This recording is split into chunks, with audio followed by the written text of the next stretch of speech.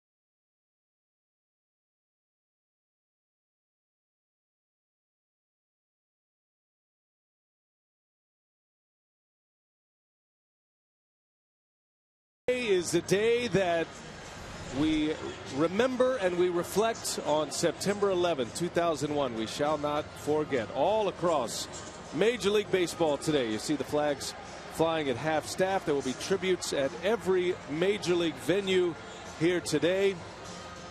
This remembrance is part of baseball's ongoing effort to honor those whose lives were lost and affected on that tragic day. And it certainly hits home here in Pennsylvania as well. 40 victims who saved thousands of lives by helping bring down the plane in Shanksville, Pennsylvania, and thwarting the terrorist attack. So we're set on a Friday night. It's a beautiful night for a ball game, and it is a day that we remember the occurrences of September 11th, 2001. Well, the Brewers are ready to go tonight.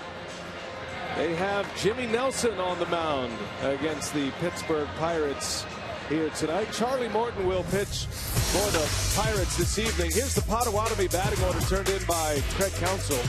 Scooter Gennett will lead off, in Elian Herrera. Adam Lind hits third tonight. No Ryan Braun. Chris Davis, Shane Peterson, and Luis Sardinas in the middle of the order.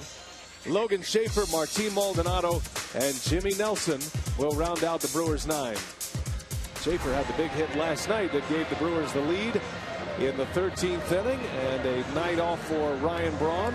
Jonathan Lucroy not in the lineup either tonight.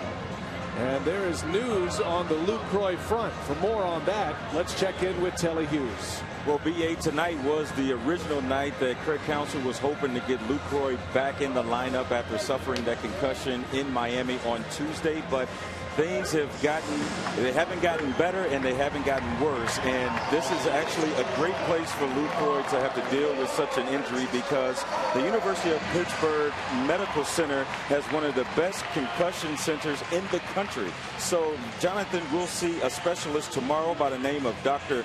Mickey Collins, and he will take advantage of the program with Lucroy that he has installed in the protocol of Major League Baseball. And Jonathan Lucroy, once again, Craig Counsell wanted to make sure that we did not misunderstand it. Jonathan is not worse, but it's just not getting any better, and it's not what they thought he would be at this point. So Jonathan will see a specialist here in Pittsburgh tomorrow. All right, Telly, good information. Thank you, and we'll sit tight on Jonathan Lucroy and hope for the best for him. All right, Rockets, Charlie Morton on the mound for the Pittsburgh Pirates here tonight. He's 8-7 this year, an earned run average of .407. He figures to be a part of their postseason rotation. Yeah, he's got great stuff. 7th year with the Pittsburgh Pirates, and he got drafted by the Atlanta Braves, was traded over here all 7 years with the Pirates. 6'5", 230. Started the year on the disabled list, right hip surgery, and didn't make his first start until May 25th. He currently is on a 3-game losing streak. He's got very good stuff. Good sinker. He gets a lot of ground ball outs. Well, let's check out the defense for Charlie Morton here today. The Norwich Pirates defense. Josh Harrison goes from second base to left field, so it'll be Harrison in left. McCutchen and Polanco round out the outfield. Doug Mercer, Walker, and Aramis Ramirez getting a start at first base. His 3rd career start at first base. And Chris Stewart out of the lineup. No Francisco Cervelli today. So a lot of the starters for both teams out of the lineup tonight. Manny Gonzalez will call the balls and strikes tonight. Jim Reynolds, Paul Schreiber, and that man, Field and Colbreth on the bases. Colbreth is the crew chief, and all the pieces in place. We're ready for baseball tonight. What a beautiful Friday night it is in the Steel City. And Scooter Gennett takes strike one. Away we go from PNC Park. One of the most beautiful ballparks in the big leagues, especially when you have weather like this. Yeah, when it's not raining. Really nice. They've got a good crowd file again. A ton of tailgating before the ball game. The Pirates come in with a record of 83-56. Pittsburgh could not make up any ground on the St. Louis Cardinals after the Brewers beat them last night, so they open play 4.5 back. Ground ball right to Morton, and there's the first out. That's how the night begins for the big right-hander for the Buccos. Yeah, good sinker, curveball, changeup. He's had a lot of success against some individuals on the Brewers, but overall 3-7 in 13 starts against the Brewers. That includes a 1-1 record this year. Those are the numbers against Milwaukee. See Morton wearing the patch on his hat, the American flag, as are all of the players and on-field personnel, coaches and umpires.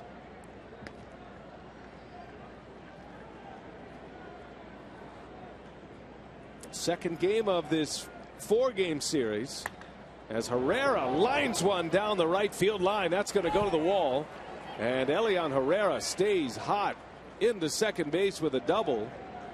Since he was called back up in August, Herrera's hitting nearly .280 for the Brewers. He has really been on a nice run lately. Yeah, 1 for 4 in yesterday's ball game and 2 walks, so 6 plate appearances. Whistles that one down the line, out of the reach of Ramirez at first, and a 1-out double for Herrera. Been swinging the bat well from the left side and starting to get some hits from the right side. Herrera, the switch hitter. So here's Adam Lind with a runner at second base. They got no Braun, no Lucroy. That builds on our theme in our open tonight of young players in September, expanded rosters, and guys getting a chance to perform at the big league level. And that's why you're seeing a lot of urgency. There's so many players for the Brewers who are playing for jobs next year, trying to impress manager Craig Counsell. Logan Schaefer was the star last night.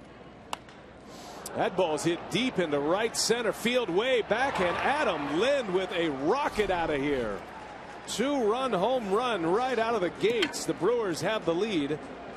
Very similar to last night when the Brewers scored 3 in the first. Lind will touch them all home run number 19. And a rocket out of here. You know, Charlie Morton doesn't give up many home runs. He's given up only 9 home runs in his first 19 starts, and that ball up in the zone. Like a lot of sinker balls, you got to get them early. Boy, Adam Lind with good extension driving that one out of here. It didn't take long to get out of here.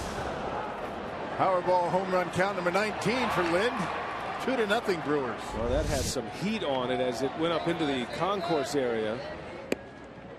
That's the first home run for Lind since September 2nd. That was a home run against the Pirates back at Miller Park off Joe Blanton. That ball was crushed. We've seen some pretty well hit home runs in this series. Chris Davis almost hit one off the batter's eye in the first inning yesterday in center field. That one Polanco hit yesterday, no cheapie, to send the game to extra innings. Now, twice the Pirates scored late inning runs as Davis pops this one up into shallow center field. And that'll be Andrew McCutchen to make the catch for the second out of the inning. And Brewers actually have 4 starters out of the lineup tonight. We talked about Lucroy and Braun. Santana sitting this one out, and Gene Segura. A lot of the starters, the regulars, getting some time off, getting the night off tonight. I'd say the same for the Pirates, though. And no Alvarez. And no Cervelli out of the lineup. Marte sitting this one out. Well, that was a tough night last night for both teams, an endurance challenge. Both ball clubs arrived the previous night in the wee hours. Pirates at 2 a.m. from Cincinnati. The Brewers got in at 3 a.m. from Miami. And then a long night at the ballpark. Game was pushing nearly 5 hours, 13 innings. Pirates got a late homer from Andrew McCutchen in the 8th to tie it. And then Polanco hit a home run in the 12th to tie it. And then the Brewers eventually took the lead for good. RBIs from Logan Schaefer and Luis Sardinas in the 13th inning, and Kyle Loesch notched the save last night, his second career save. And not nearly as tiring for the Brewers. You know, the winning team, the team that wins that game last night, is going to feel very energized coming to the ballpark today. And it was a double whammy for the Pirates. Not only did they lose, but the Cardinals had lost as well, so the Cardinals could not, or did not, give up any ground to the Pirates. That'll be a game we're watching tonight. They're just underway in Cincinnati. St. Louis and Cincinnati scoreless in the first inning as Shane Peterson draws a 2-out walk.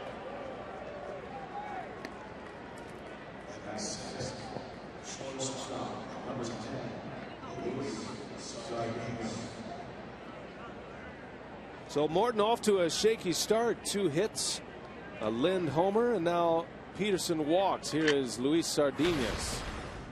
Yeah, mentioned that Charlie Morton started the year on the disabled list. He started out pretty well. He started out 6-1, but he's been 2-6 since that time. So he's been struggling a little bit. He's lost his last 3.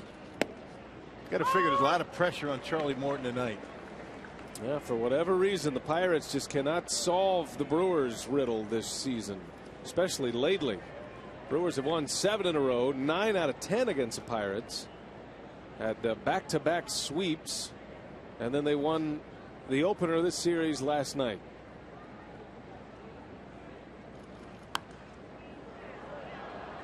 Yeah, the Pirates aren't going to be able to catch the Cardinals, and if they lose that #1 spot in the wild card, they can have the Brewers to thank for that. Pirates have been playing some pretty good baseball against everybody but the Central Division. That second wild card spot is up for grabs as well. The Cubs have a lead on the Phillies in the 7th, and the Cubs are just 2.5 back of the Pirates for that first wild card spot. All that means is who plays the home game for the 1-game wild card playoff game. Pirates have actually hosted that wild card game each of the last 2 seasons. Beat the Reds 2 years ago. They lost to the Giants last season.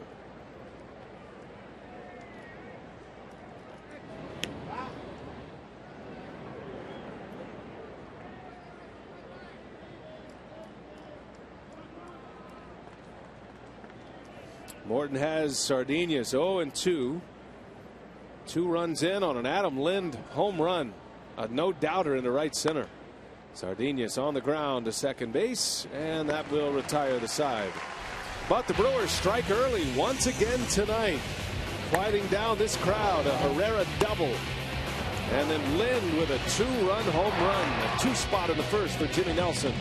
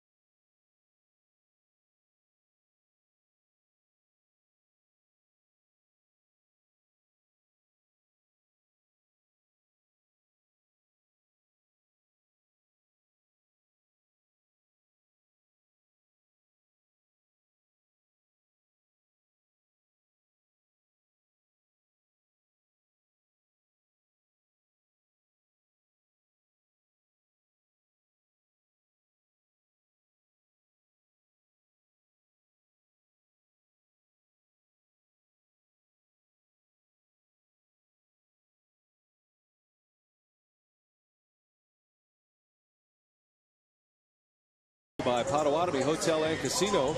Book your stay now. Friday night in the Steel City, Clint Hurdle and the Pirates. Hurdle and the Pirates looking at another postseason, their third consecutive postseason. Hurdle and the Pirates have had a tough time in the 5 years he's been the skipper against the Milwaukee Brewers. That included a string of over 20 wins in a row at Miller Park at one point. And tonight, Jimmy Nelson gets the ball for the Brew Crew. Polanco leads off, and Jimmy's first pitch is in there for strike one. Gregory Polanco homered off K-Rod last night to tie the game briefly. That was in the 12th inning. At his 8th home run, he was 1 for 6 in last night's game. Yeah, got a change up from K-Rod, knocked it out of the ballpark, leading off the 12th inning. And Francisco Rodriguez able to finish that inning off with nothing else across. Brewers had 2 in the 13th.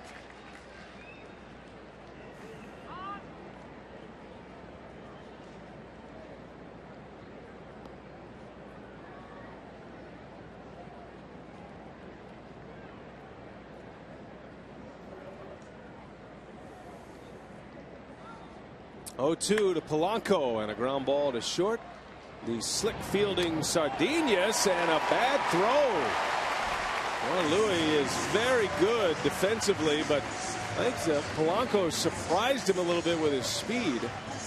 And Sardinas unable to make that play. You got to have those. Yeah, that's got to be made in the routine ground ball to short.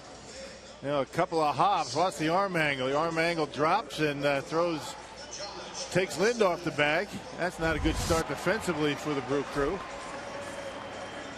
Those are plays you have to make. Brewers played pretty well defensively in last night's ball game. So a man on. Here is Josh Harrison. Started at second base last night. He's in left field tonight. Ground ball, third base. Herrera over to second. One there. Jeanette's turn is in time, and a double play. That's how you pick up your defense.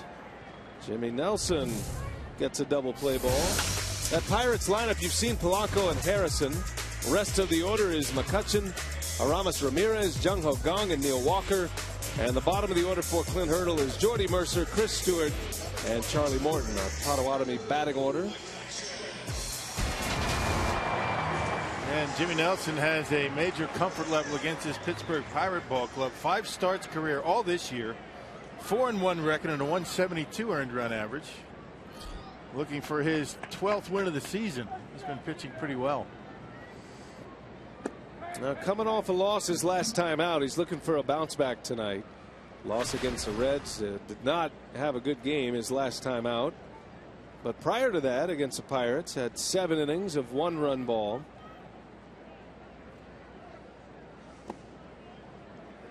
Beat the Pirates back on September 1st at Miller Park. He has only allowed 6 earned runs in 31 1/3 innings against the Pirates this year. That's a 1.72 earned run average. 2 balls, no strikes on McCutchen. And that's in there for a strike. Last night, McCutchen was involved in 2 strike him out, throw him out double plays. And he was the batter in both of those. Maldonado threw the ball exceptionally well last night. He cut down 3 Pirates on the base paths. And you figure because of that, the Pirates aren't going to be so willing to run. Picked the guy off at second base. That was Cervelli. And then on the strike him out, throw him out, he got Josh Harrison both times. See Maldonado with those fingernail stickers. That allows Peralta to see the signs a little better. Got the lime green working. I guess they were out of lime green stickers for his fingernails. That would have been a nice compliment. Nice accessory to the catcher's gear. Yeah. You're not going to lose him in the dark, that's for sure. It's got to be great for a pitcher, right? Zero in on the home plate target. Yeah. Full count to McCutchen. And he missed inside, ball 4. 2-out walk issued by Jimmy. Now let's check out the Menards Brewers defense. You got a number of changes tonight. You got Davis, Schaefer, and Peterson in the outfield. Herrera, Luis Sardinas, Scooter Gennett. That's the double play combination tonight. Adam Lind, who's already a homer tonight, and Martin Maldonado behind home plate. Sardinas making his 13th start at shortstop. Well, thanks to Schaefer, we all got to go home last night. Approaching the witching hour. Schaefer with his 13th inning, opposite field RBI single, a game winner. And it's dumped it right down the left field line with 2 strikes and 2 outs. And rewarded with a start tonight. I Logan. should say the left field line. Did I say right? You did. That's okay. Left field line. There will not be a quiz.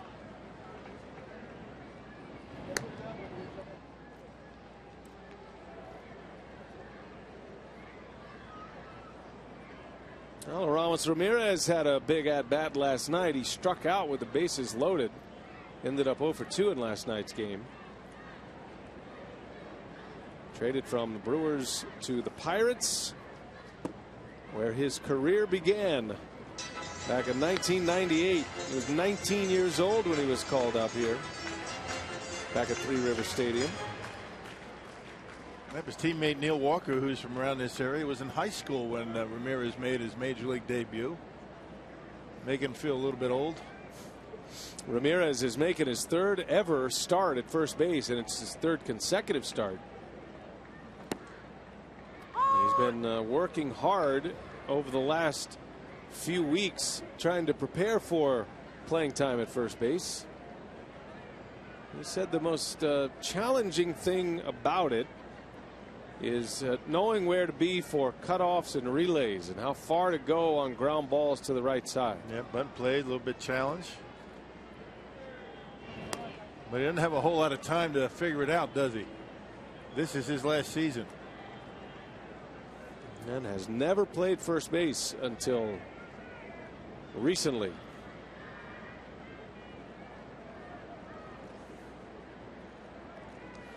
A ball and a strike on Ramirez.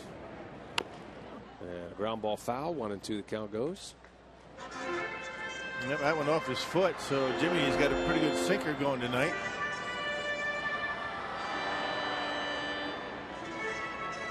And the one issue that Nelson has had throughout the season is the base on balls. Remember, he had 8 walks in one start against Cleveland. He's in the top 10 in most walks in the National League with 63 now.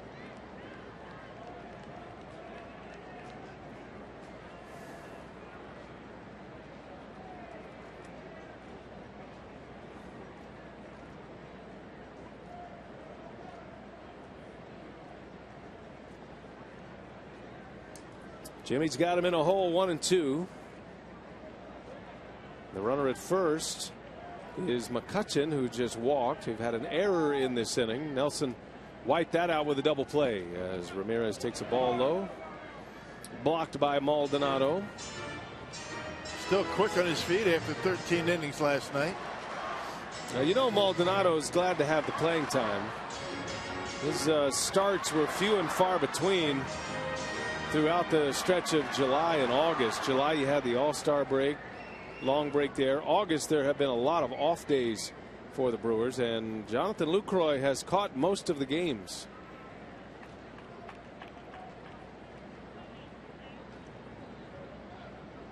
Two-two pitch. Little jam shot roller out to short. Sardinas for the final out of the inning. So a good start for Jimmy Nelson after the Brewers got him 2 in the first. A scoreless bottom of the first.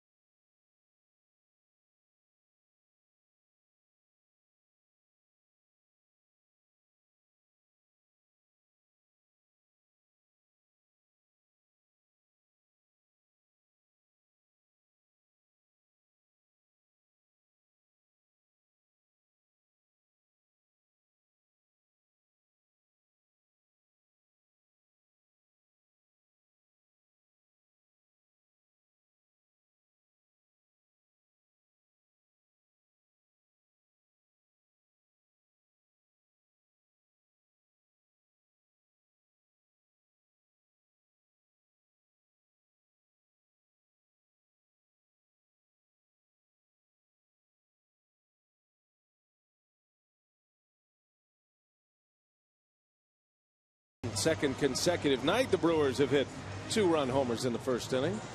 Logan Schaefer will lead off for the Crew. How about we take you back to last night? This was the moment we're talking about. Columbia St. Mary's worth another look. Schaefer slaps one to the opposite field. And after the Brewers had given up the lead on that Polanco homer, Schaefer gets it right back. Made a winner out of K-Rod last night. And the save to Kyle Loesch. Should be the other way around, right? Loesch with the win, K-Rod with the save. That's what September baseball is all about, right? You never know. If you're not in a pennant race, you use this opportunity to try to evaluate players, get them into the big leagues. Schaefer's been here before, but guys like Nevin Ashley and Luis Sardinas, guys who have not spent much time in the major leagues, great opportunities for them. And there's Schaefer again going to the opposite field. And a base hit to start his night tonight. Yeah, Logan having a pretty good road trip. They're now 3 for 7. Had a big RBI last night, and once again going to the opposite field on a sinker from Morton that stayed up in the zone. You can see Gung shaded in the hole, and Schaefer with a base hit just like the one he had last night. Pretty much the same spot. It's a leadoff single here in the second. Now to bring up Martin Maldonado.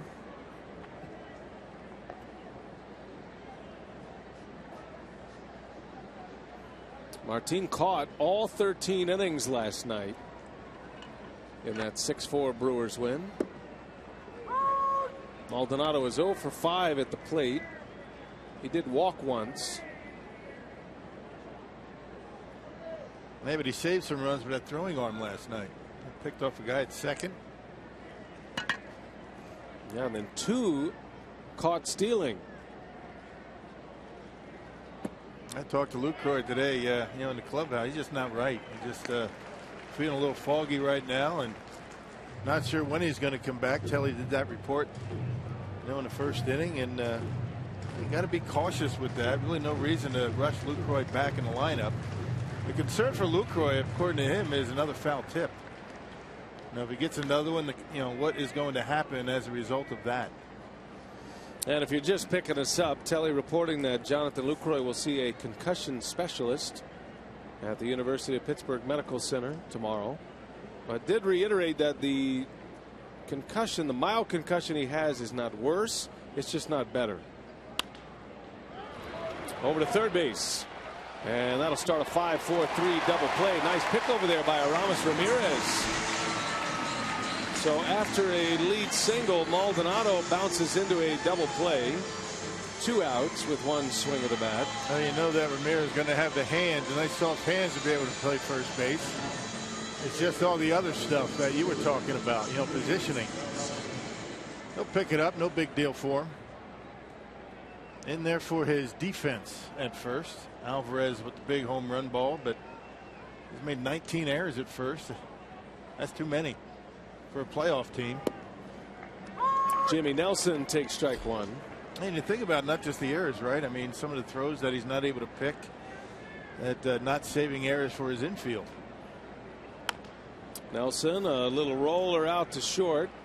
Jordy Mercer will make the play to end the inning. Leadoff single, but a double play and a ground out makes it a quick inning for Charlie Morton.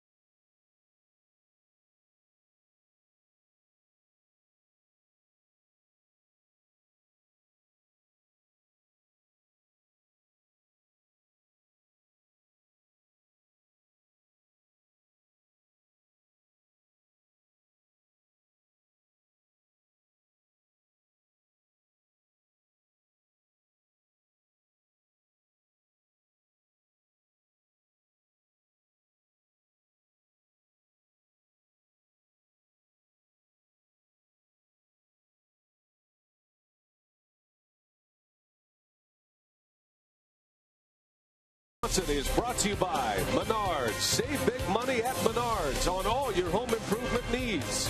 By Toyota. See where Toyota takes you. Test drive one at your Toyota dealers. Toyota, let's go places. And by Miller Lite, the original light Pilsner. Cheers. It's Miller time.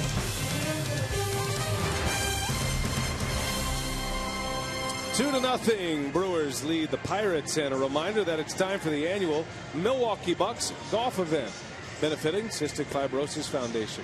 This year's event is Tuesday, September 22nd at the River Club of Mequon. That's an 11 a.m. shotgun. You can sign your foursome up today by visiting foxsportswisconsin.com. Click on the upcoming events tab. Downtown Pittsburgh on the banks of the Allegheny River. And Jimmy Nelson back to work, starts his second inning. Brewers got 2 on a 2-run homer by Adam Lind in the first. Nelson worked around an error and a walk in the first inning, got a double play and a ground out. Now facing Jung Ho Kang leading off. Gung's been a nice player for the Pirates this year. Pirates signed him out of the Korean Baseball League. Playing every day at shortstop when Mercer was on a disabled list. Now at third base. He's been red hot lately.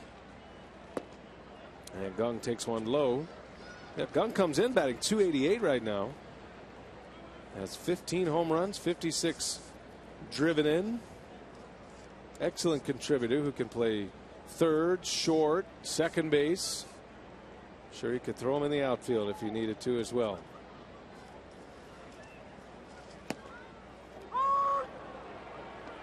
Got that big high leg kick. He bounces on that back leg to make sure he stays back. Key to that approach is you have to have that front foot down before you start your swing. A lot of movement in the lower half, but he's able to handle it.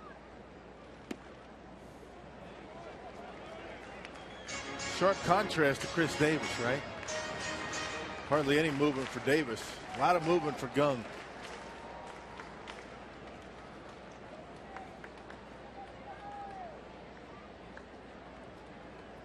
Three balls and a strike, and Gung rolls it foul. Everybody has their own way to get themselves in the hitting position, but all good hitters are in the same spot, once they're ready to swing the bat.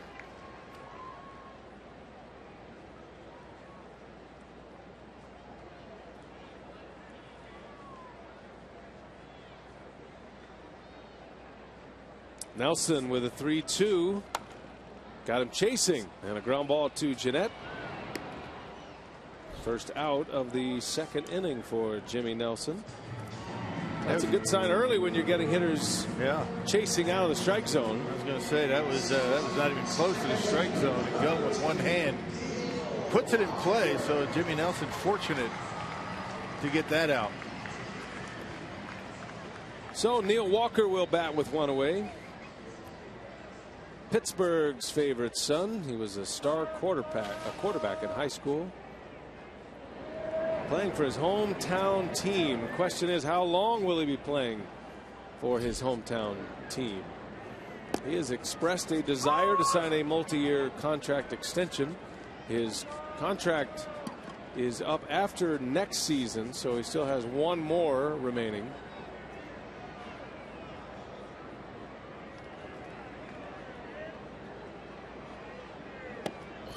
And the Pirates have given away a number of long-term contracts, but Neil Walker is certainly out of that party. Josh Harrison's got a long-term deal, and Marte, Tabata, who's not even with the ball club anymore.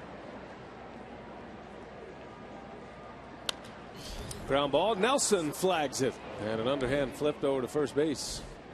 And Neil Walker thinking, what about me? All the things I've done in this organization, and they don't seem to be ready to do anything with him.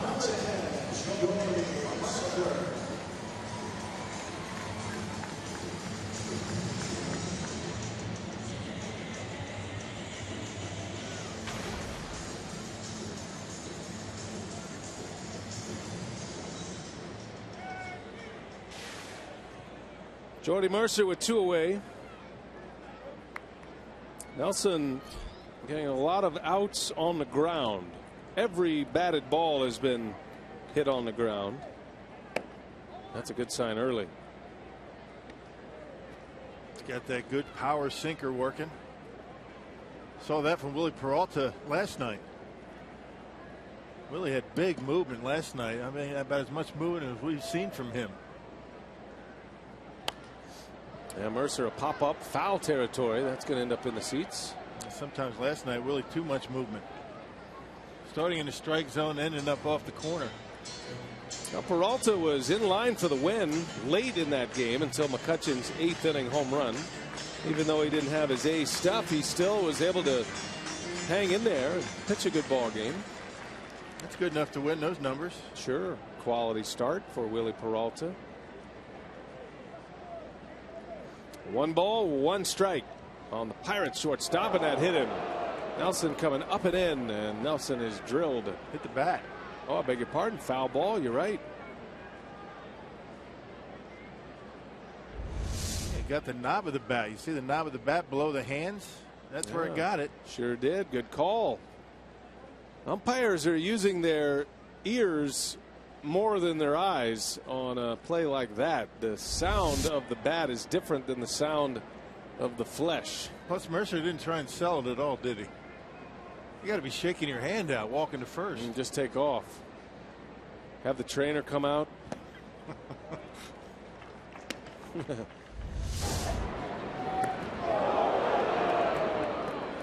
Well, Manny Gonzalez, home plate umpire, immediately calling a foul ball. 2 balls, 2 strikes. Nelson with 2 outs in the second inning. And that didn't miss by much. Count goes full now. A number of 3-ball counts already for Jimmy tonight.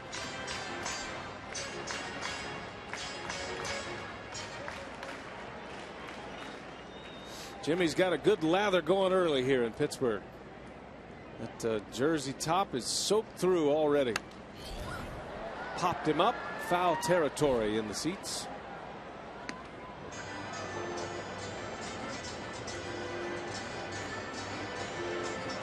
A lot of baseball going on in the big leagues tonight. We've already had a game postponed, as a matter of fact.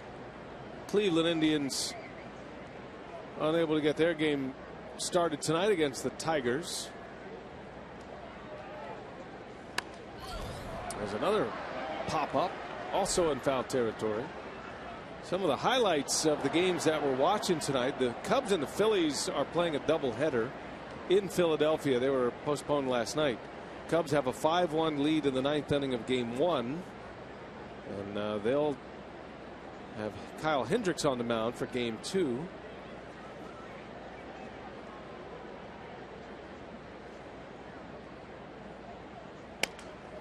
Broken bat right to Sardinas, and that'll be the inning. 3 up, 3 down, and all outs on the ground for Jimmy Nelson. Good sign early for him.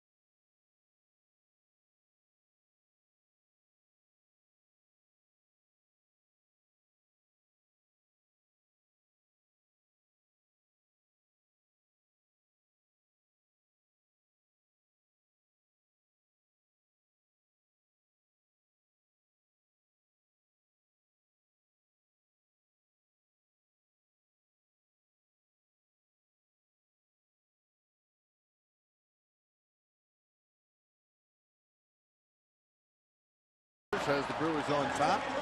Next Friday, the Brewers kick off Fan Appreciation Weekend with their annual scratch-off card giveaway.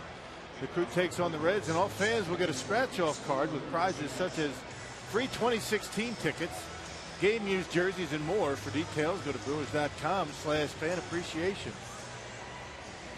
Well done, Rock. Your promo game is strong tonight on a Friday night. Got a good night's sleep. How about you? No, absolutely. But at least 3 hours last night. Is that what you got? You were wired after that great game last night? Exciting. Going through every inning, every play, every pitch. Nice grind 'em out win for the Brewers last night. Certainly was. Scooter Gennett will lead it off for the Crew, and he sends one foul.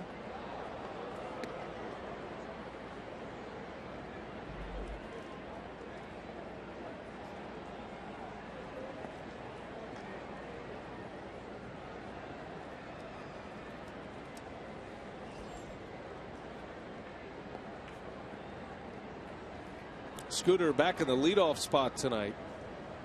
He bounced to the mound in his first at bat.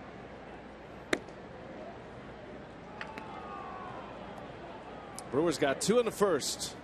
Herrera doubled. Adam Lind homered. Hit a rocket out of here to right center field. Up into the concourse area did Lind. Hooked it foul into the seats. Yep, double homer. Brewers up 2-0.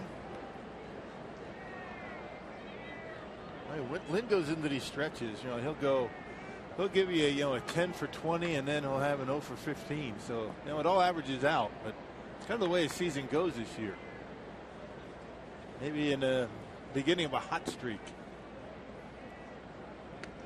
Brewers are swinging the bats well. Had a good road trip. Milwaukee took 2 out of 3 from the Reds to start the road trip. Dropped 2 out of 3 at Miami. And then they won the opener of this Pirates series, a 4-gamer in Pittsburgh that'll wrap up Sunday afternoon. So 4-3 on the road trip with 3 to go.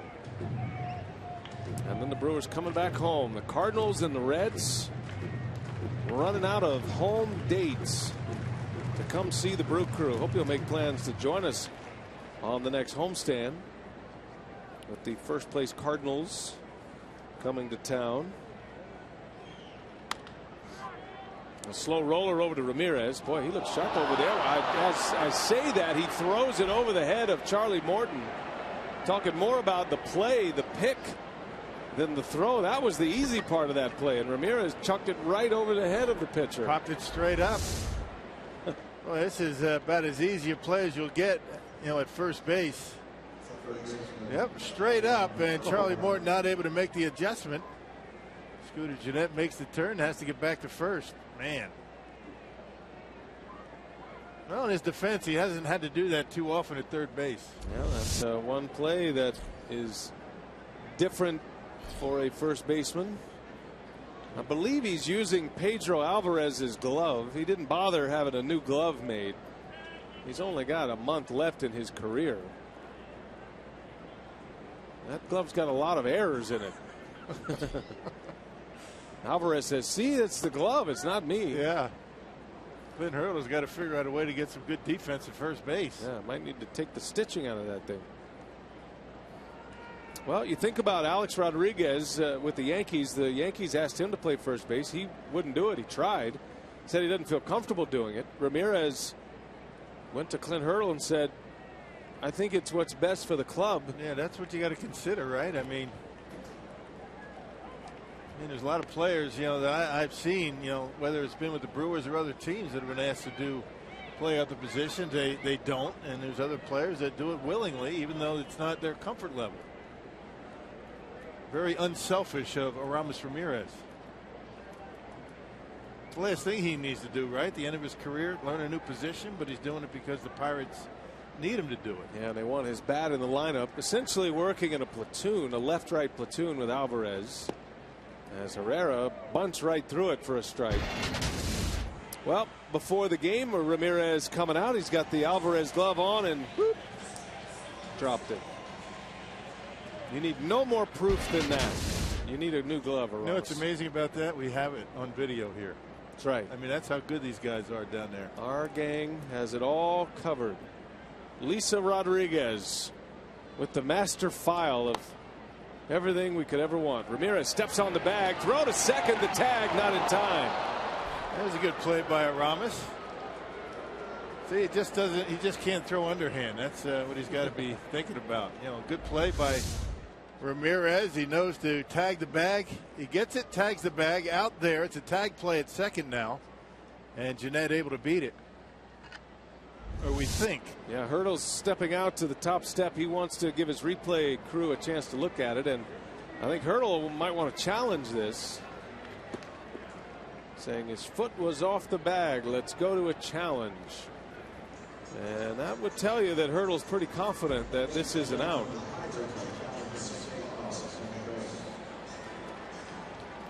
Sometimes when a runner goes into the bag hard, he's going to be safe. He's going to hit the bag, and then the foot comes off the bag. And That's why infielders are urged to continue with the tag even after the play is over.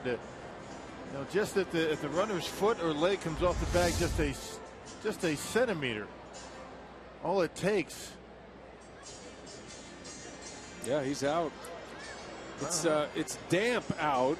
The turf is very damp, and Gennett is sticking into the wet dirt as he slides in. And the replay appeared to show that the tag was on the leg of Gennett before the foot got to the back, and we got a quick call here. Out is the call, and the crew chief Colbert getting word from New York that call is overturned. So that ends up as a 3-4 double play for Ramirez. And this is the defining replay. Yeah, it really didn't slide much, did he? You can see the tag, the swipe on the thigh, just above the knee. That second tag really is immaterial, but the first swipe down the leg is what got him. 3-6 on the double play, I beg your pardon. So it'll be Lind with the bases empty and 2 outs.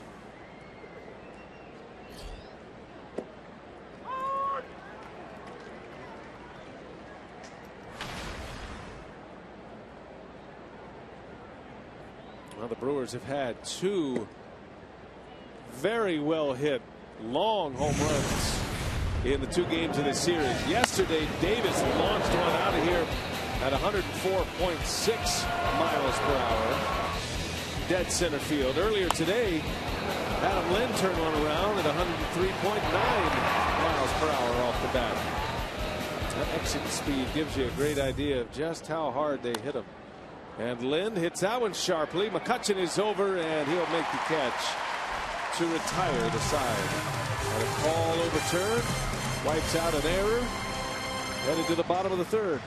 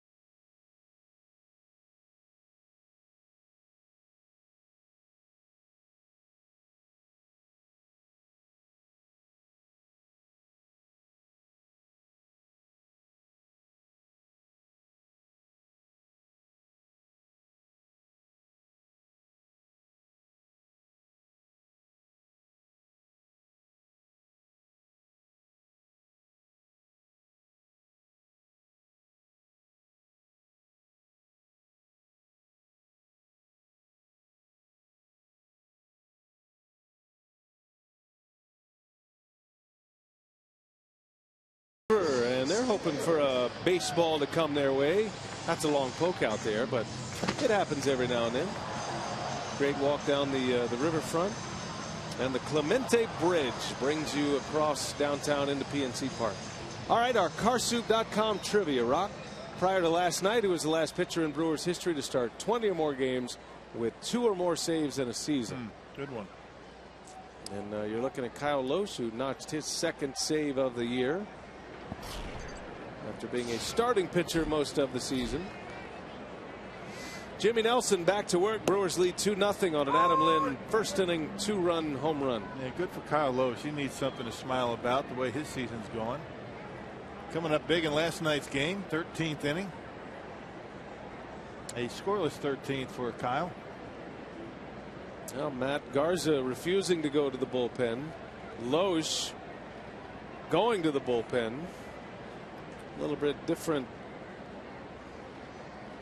contract situation for those two might have affected that decision. Garza's still under contract for the next 2 seasons, and figuring if the Brewers want him fresh and ready for 2016, throwing out of the bullpen is not going to get him closer to that goal. Meanwhile, Kyle Lohse is a free agent, and he wants to prove that he has value on the free agent market this offseason. He's got taken out of the rotation a while ago, and handled it very well. And I mean, think about the 2 guys that have been taken out. I mean, Lohse and Garza. Who has more to lose not being able to start at this point in the season, right? Lohse would like to be able to stay out there, make starts, turn his season around, and maybe show somebody that he's still a viable option as a starting pitcher.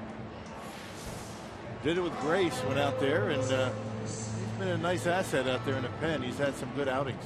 2 good years for the Brewers. Been a down year this year, but he is a pro's pro, and he's been in a mentor role for the Brewers. Done a great job. The pitchers, the young pitchers especially, just rave about Lohse, and he's passing on a lot of that knowledge taught to him by Chris Carpenter. He's having some fun out there in the pen. A different look. He's never been really out in the bullpen too much, and kind of a more relaxed, laid-back atmosphere out in the bullpen. I can tell you with firsthand experience, I've spent a lot of time in the bullpen. Not as intense as it is in that dugout. Well, the Brewers look like they have plenty of candidates for their starting rotation next year, so you figure Lohse not a good candidate to return to Milwaukee, but we wish him the best. Hopefully he'll get a chance. If he doesn't, and somebody will give him a contract, at least a minor league deal, to see what he does in spring training. He's had a terrific career. As Nelson gets Morton to ground out. And how about that, Rock? First time through the batting order, every out produced by a ground ball, including a double play ball in the first inning. Well, he's had his hiccups. I mean, you expect those, but I mean, he has been throwing the baseball extremely well second half this year. They're off to a rough start as far as record goes. And the Brewers have been winning a lot of his starts as of late.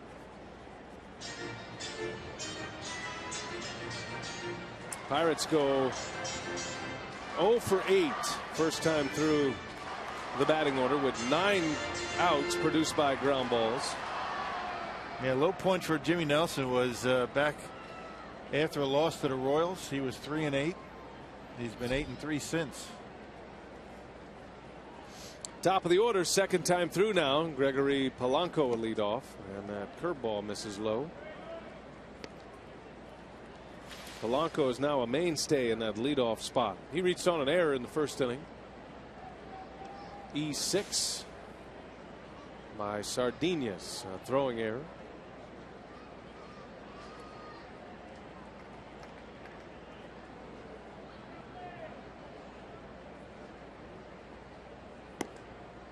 Hey, it shouldn't be fooled at the way Gregory Polanco hustles down to first base.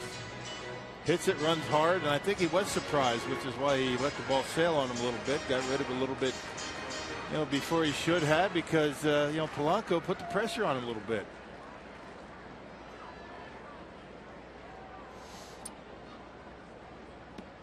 Now the Pirates are without Starling Marte, the other part of that terrific outfield. Marte was hit in the shoulder last night, had to come out of the game and not in the starting lineup tonight. Glenn Hurdle going to give him a day off. That's why you see Josh Harrison in the outfield. Hurdle's got a lot of versatile pieces. He can move around, which is a plus when you're headed to the postseason like the Pirates are. The Pirates have 10 players on their bench. September baseball in all its glory. There's Marte. Doesn't look like it's too serious. Probably needed a day off anyway. Yeah. 10 players on the bench, 10 guys in the bullpen. And as was proven by last night, they can play all day and all night. Well, you just wonder if the bats are heavy tonight. Chopper on the ground. Sardinas knows he's got to hurry this one up and takes care of Polanco this time. Jimmy Nelson All outs on the ground. He's got it going early here this evening. 2-0 Brewers.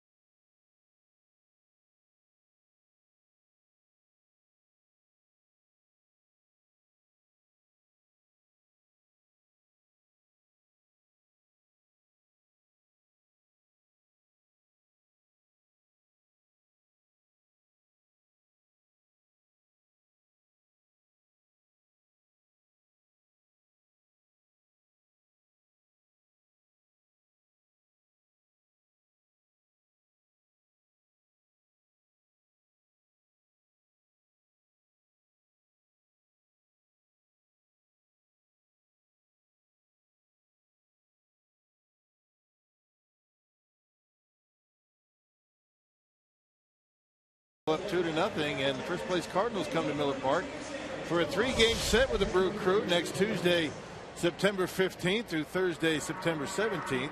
Reserve your spot today. Call 414-902-4000 to go to brewers.com. That's our view from the booth here. It's a beautiful view. It is. It's like Legoland down there. You don't get this this perspective when you're down in the the expensive seats. Down below. Yeah, they can see the game well. We can see the skyline. What's more important? Exactly. Yep. Downtown Pittsburgh. Chris Davis will lead off for the Brewers. Takes a ball from Morton. I was here in Pittsburgh back in March for the NCAA tournament. Right. And they put on a fantastic regional setting. I mean, it was packed every night at the arena that the Penguins play in. And they had a great crowds, great atmosphere here. And it was snowing.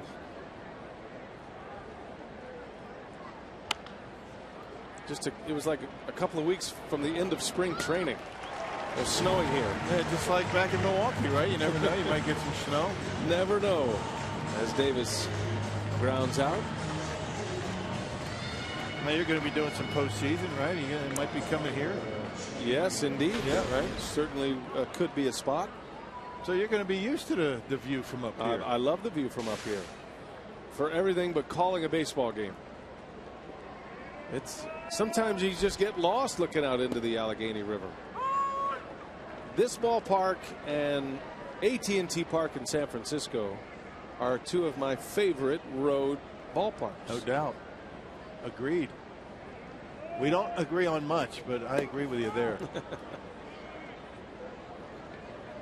I give AT&T Park the nod only because of the booth priority.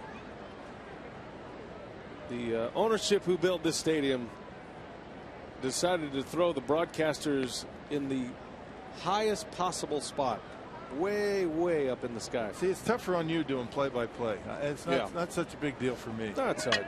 It's all right. We overcome. I mean, I get replays and I can talk about what has happened in the past. You, on the other hand, it's much more difficult, calling fly balls. Here we are. Peterson gets jammed. Backhanded by Mercer. The throw to first is in time. Man, what a play that was. Jordy Mercer with an old-fashioned Derek Jeter jump throw. Yeah, I mean, going away from first base. You see Peterson trying to beat the shift a little bit. There it is, little jump throw, and just got him at first base. Mike Peterson busting it down that line. He was sniffing a base hit. Good play by Jordy Mercer. He can pick it, and he's got a pretty good throwing arm. And the Pirates are more settled defensively with Mercer back in the lineup. Had a knee injury in Milwaukee and was out a little over a month. Luis Sardinas, the Brewers shortstop tonight. Segura gets a day off. I feel like it's been a while since Segura had a day off. Except for a team day off.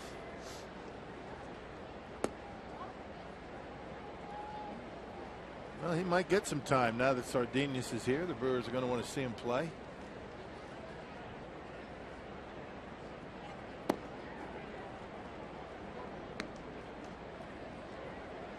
Now Sardinas playing shortstop at AAA. Played a little second base as well. Got some time in the big leagues with the Brewers earlier this year. He played second a lot in his first call up. Brewers got him from the Texas Rangers in the Gallardo deal. Came over with Corey Knebel. Sardinas hits it sharply into left field, but oh, Harrison lost it. It's off his glove, and Sardinas on his way to second base. He might have lost it in the lights. I can't imagine he just would have flat dropped it. Yeah, having a chat with Andrew McCutchen. He hits it hard. He slices it. It's going away from him, coming back. He might have just overran it. That might have been a problem. Might not have been the lights, but it was slicing a lot as he tried to get over there. Had to reach back and missed it. They're going to give him a double. Wow. Score that as a two-base hit, assuming that he lost it in the lights, I suppose. And Sardinas will take it, so it's a two-out double. First double of the year for Louis. That'll give Logan Schaefer an at-bat with 2 outs. Chance to drive in a run, add to the lead. Brewers are up 2-0.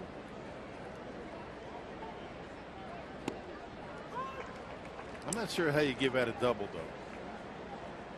He overran it. Not only he might have, we don't know if he lost it in the lights, but he overran it, reached back, and that ball just fell out of his glove. That's an error. But you know, Sardinas will take it for sure.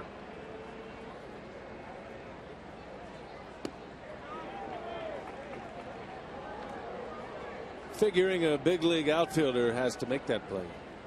Each club with an error tonight. Big league outfielder should never drop that ball. Ramirez has the Pirates error tonight on a little failed flip to the pitcher covering in the 3rd inning.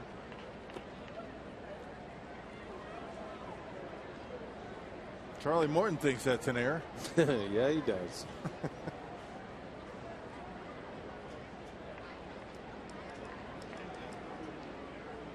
And on cue, they just changed it. They made an announcement. Changed the double to an E7. Second error for the Pirates now. And Schaefer a swing and a miss. Rock had no influence on him, by the way. Don't go there. Yeah, check out. Watch him reach back with the glove. He just misses it. He just overran it. He didn't play the slice. Little inexperience out in the outfield, and they get it right. E7.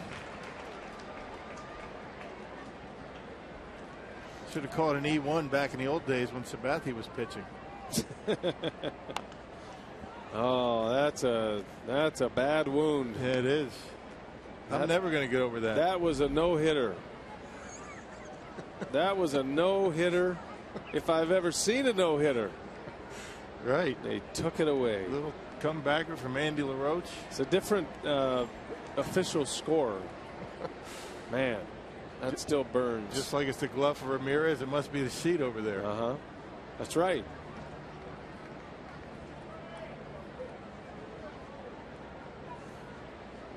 Two and two the count. Sardinas at second. Schaefer takes one inside, ball 3.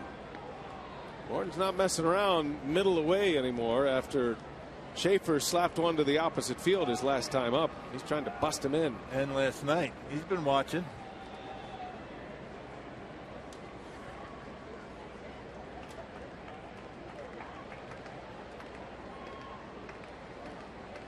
Here comes a payoff pitch. And Schaefer strikes out. Foul tip into the middle of the catcher to end the inning.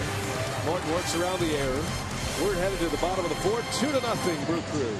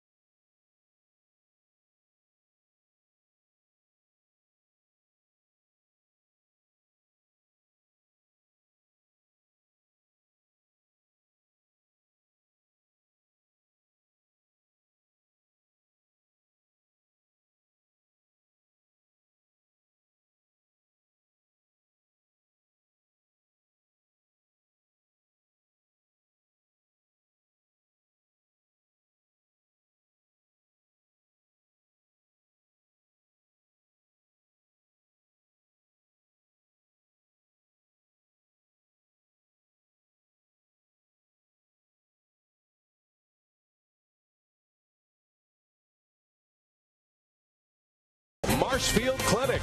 Don't just live, shine. By Piggly Wiggly, the official supermarket of Fox Sports Wisconsin. And by Hupy and Abraham. 800-800-5678. Hupy and Abraham. Tell them you mean business. Jimmy Nelson back to work. 2-0 Brewers. 2-run home run by Adam Lind in the first inning. And here's Josh Harrison leading off for the Pirates.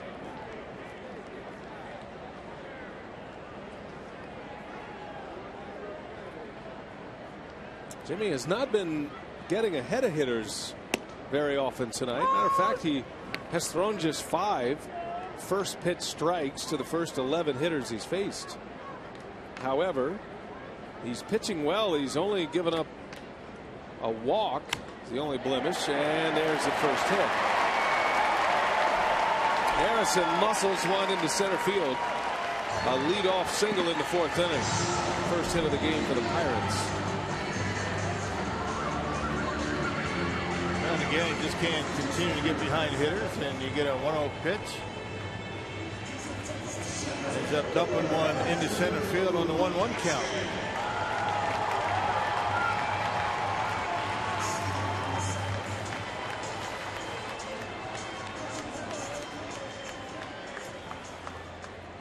To bring up Andrew McCutchen.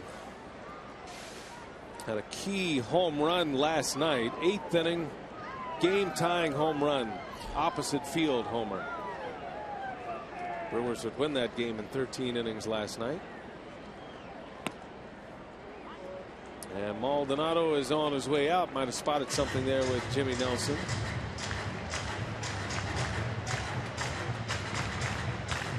Maldonado twice last night with McCutchen at the plate, threw out a runner at second.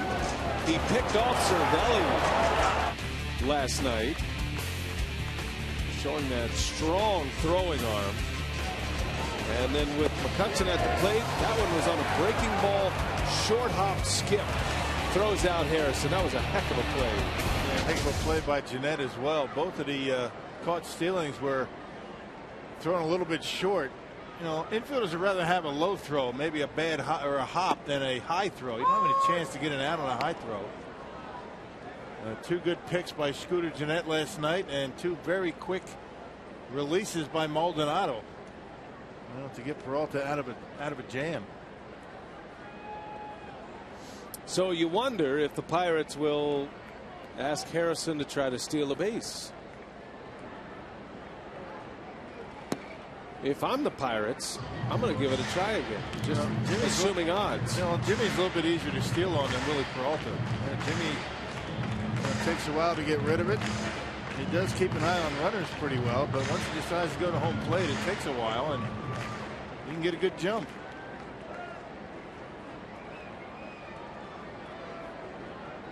Leadoff single for Harrison.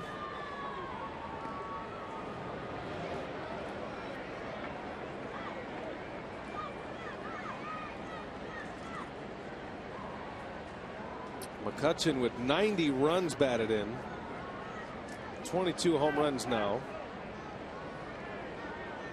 He walked in the first inning. Finds himself in a lot of hitters' counts. Does McCutchen. He's got a good eye. And pitchers are always trying to nibble against McCutchen. He's among league leaders in RBIs. He's currently 4th in the National League. Nolan Arenado is just stacking up the huge numbers in Colorado. Seems like every night he's driving in a run or two. You talk about the patience of McCutchen, but he's always got that. You're always thinking when he's up, he's going to swing at that first pitch and give him one down the middle. So he's not one of those guys you just get strike one. There goes Harrison. The pitch is low. Ball 4. McCutchen draws a walk. And just like that, Jimmy Nelson is in trouble here against the Pirates. He had 2 walks, both coming to McCutchen. It's now time for you to tweet us your strongest fan photo. Use hashtag WisDataStrongFan. You just might see yourself in an upcoming broadcast. And it's brought to you by T-Mobile.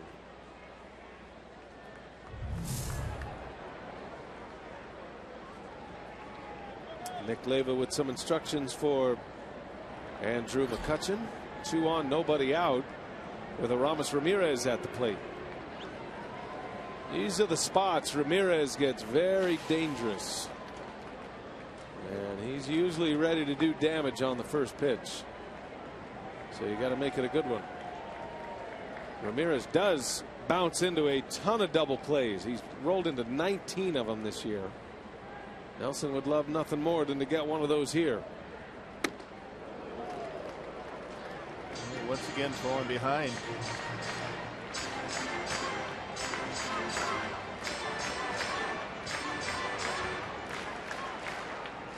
Josh Harrison, he will steal third base. And Scooter Gennett up the middle, on the shift. Harrison might not be able to get too far off of second.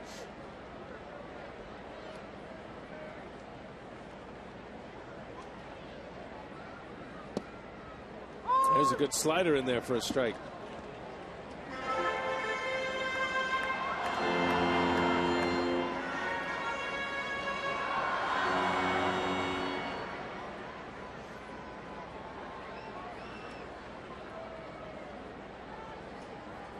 Nelson has not allowed a fly ball out here tonight. Everything has been on the ground. Has 2 walks. And Ramirez, that one's in the air. That's playable. Davis coming in. And that's a big out for Nelson. It's the first out, and the runners have to stay put. Yeah, the slider got into the head of Ramirez, and then he jammed him on the inside corner. Good pitching. Slider away, fastball in, and Ramirez jams himself. Good pitch. Might have been a little bit off the plate. Ramirez, you can see his reaction. He got in there.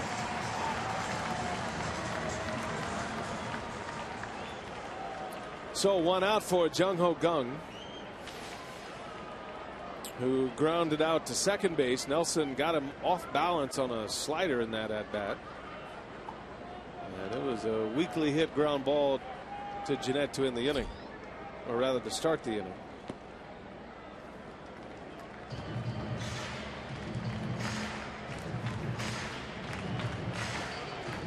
The rookie Kang, spelled K-A-N-G, pronounced Kang.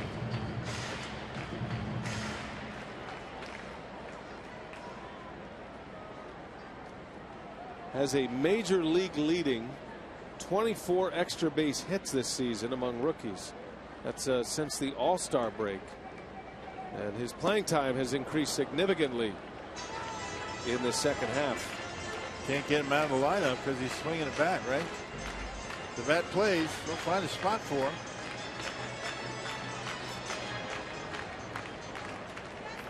That big power. Dung is 2 for 7 on or in this series in game 2. 1 ball, 1 strike. 2 on, 1 out, and a ground ball foul. Nelson able to get in there on his hands. A lot of movement. Must be the mound out there. So Willie Proctor with big movement last night. Jimmy's pitches they've got some movement on them tonight too.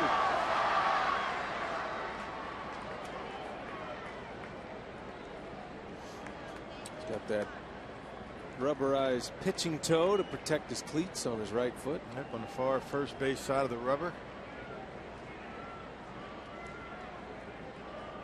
1-2 now. See what he does here. Got him. 89-mile-an-hour slider. That's the best one of the night from Jimmy Nelson, and he strikes out Gung. Yeah, completely fooled, man. Not a bad pitch to swing at. Not exactly down and away here, is it? Right down the middle, and he's completely fooled. Look at the swing, and gets his man. Big velocity on a slider. Yeah. And if you think about it, if you stop that pitch halfway to the plate, and now you're a hitter and you have to make a decision whether that ball is going to tail back into you as a right-handed hitter or break away from you, and we're only talking about 3-inch to 6-inch break. Yep. And at that velocity, there's not a whole lot of time to make up your mind. Hitters tell you they can pick up the spin. There's a dot on that baseball. You can't see it really on that shot, but that's what you're talking about. It looks like a fastball, then and it takes a big left turn as it gets to home plate. Picking up the rotation, that's what hitters count on. That's why pitchers try to hide the baseball as long as they can so a hitter can't pick it up. Just missed. Neil Walker did not start last night. Harrison started at second base. Walker pretty much the everyday second baseman, though. He came in late, sac fly in last night's game. Pirates had 2 on, nobody out. Now Nelson has 2 outs, and both runners still standing in their positions. Harrison and McCutchen. 3-0 now on Walker. And Walker, he will swing 3-0. Switch hitter, much better power from the left side.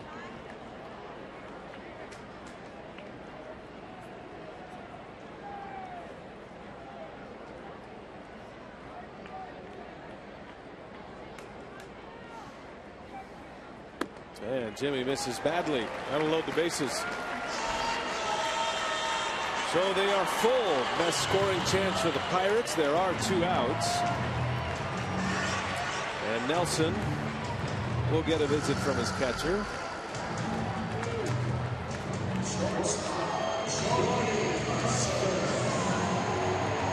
And walking a tightrope today. He's not been able to get ahead of too many hitters, but he's been able to work his way out of it. He's only been able to get strike 1 on 5 hitters tonight. 5 for 15 in first pitch strikes.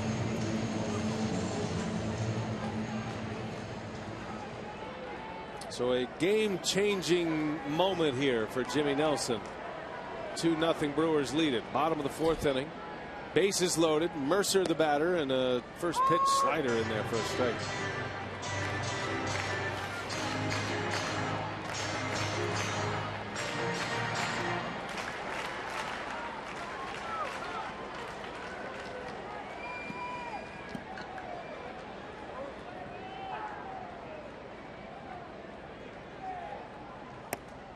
Another one and another strike. 2 perfect sliders. Freezing Mercer, and it's 0-2 now.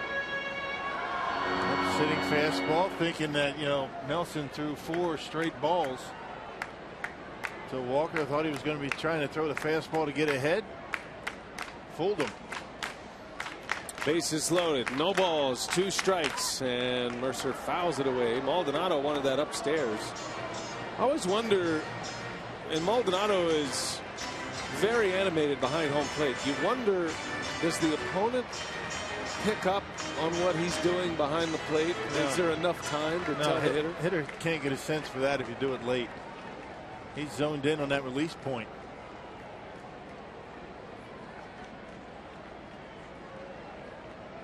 Again, 0-2. Nelson deals it, and a good block back there by Maldonado. Hitter can get a much better sense if their catcher is sneaking in and out. If they do a little bit too soon, but not really. If you wait long enough, hitter's not going to be able to sense that. But hard to really figure out or get a sense of a catcher is trying to get a high strike call, or have a pitcher throwing up around the letters. That's tough to recognize up there at the plate. 1 ball, 2 strikes. Nelson trying to get out of a bases loaded jam, and Mercer does not bite on the slider this time. Nelson threw it right where he wanted, but Mercer didn't chase it. So a lot of sliders in this at bat.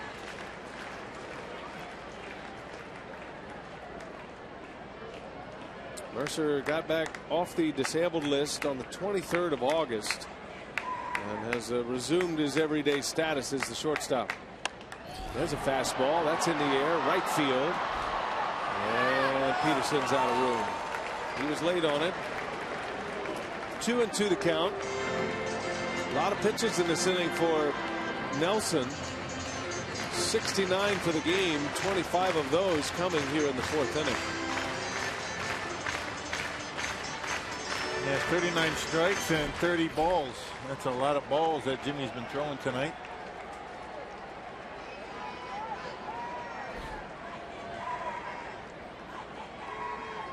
Well, it was 0-2. Now it's 2-2.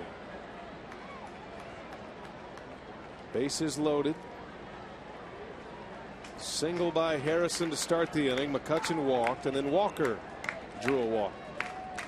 The pitch is grounded foul. That was a hanging slider that time. And Mercer behind the fastball, out ahead of the slider, caught in between on both. Haven't seen a whole lot of curveballs tonight from Nelson. Thrown a couple. Hasn't been able to throw too many for strikes. Probably won't see one in this at bat.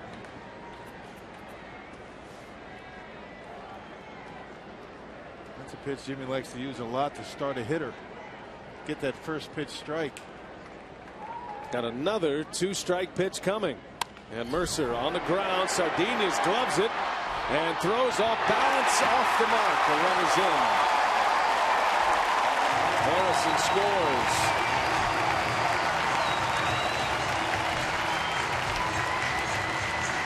Well, off the bat, you thought that was going to be a sure out. A long at bat. Mercer able to put it in play, and another throw off the mark by Sardinius. Good throw. He's going to be out. It's going to be a base hit. And just couldn't get his feet underneath of him. That's what makes you. That's what you get spoiled with Gene Segura out there at shortstop. The way he's able to set himself, get his feet under him, and get a good throw to first base. Now you expect a shortstop to make that play. Sardinius used to have a very strong throwing arm, but he's had shoulder injuries, shoulder problems, and doesn't throw it like he used to.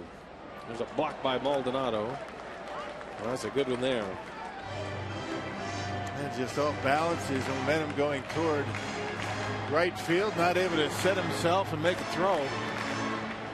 Should have been an out. Chris Stewart, the batter, with the bases loaded. 2-1 now. Pirates within a run. Tying run at third base in McCutchen. Long inning for Jimmy Nelson. 1-1.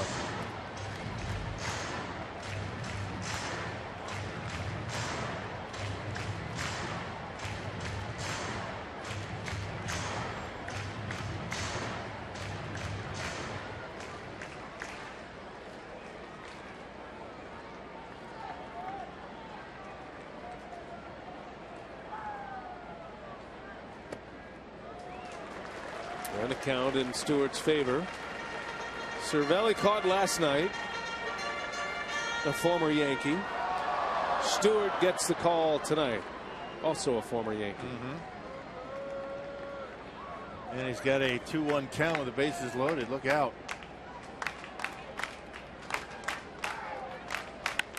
And it's a base hit. 1 run is in. McCutchen. Walker scores, and the Pirates take the lead.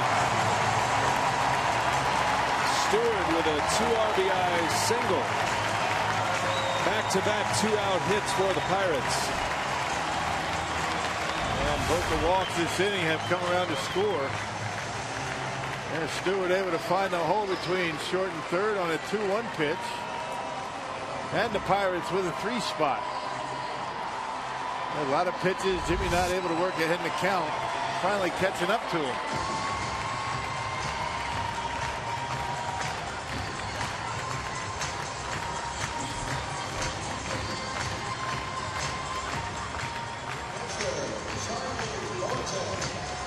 And the inning continues. 31 pitches thrown by Jimmy Nelson.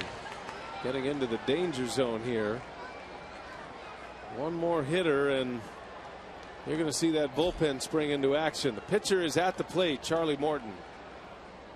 Got to take care of business with this one. And you got to control the bottom of the order. I mean, it's obvious when you say that in every lineup, but particularly when you have to deal with Polanco, McCutchen, Ramirez, guys like that, you can't let the bottom of the order do this. Well, a few times he's been able to work ahead in the count.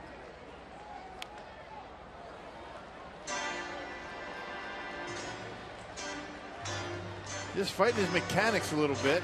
You know, high pitch counts and a lot of 3-ball counts tonight.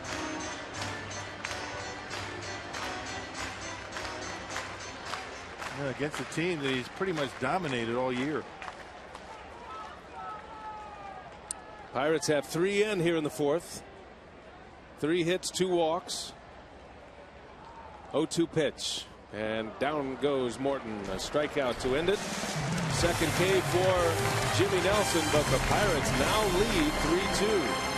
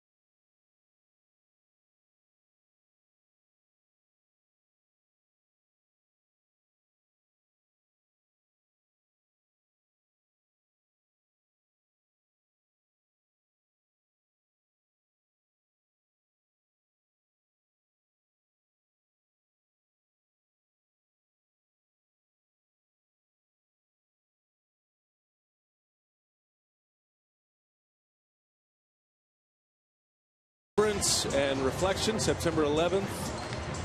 And Craig Counsell, a special memory he shared with us before the game. Remember the World Series of 2001 and the 43rd president of the United States, George W. Bush, came out for that ceremonial first pitch, and Counsell had some thoughts about that prior to the game tonight. When the president went on the mound, I think everybody just stopped what they were doing and just took a second to soak in the moment, really, because it was a really cool moment. it was a very symbolic moment, you know, and it was just cool. It was incredible. Gave everybody in that stadium, I'm sure, had chills.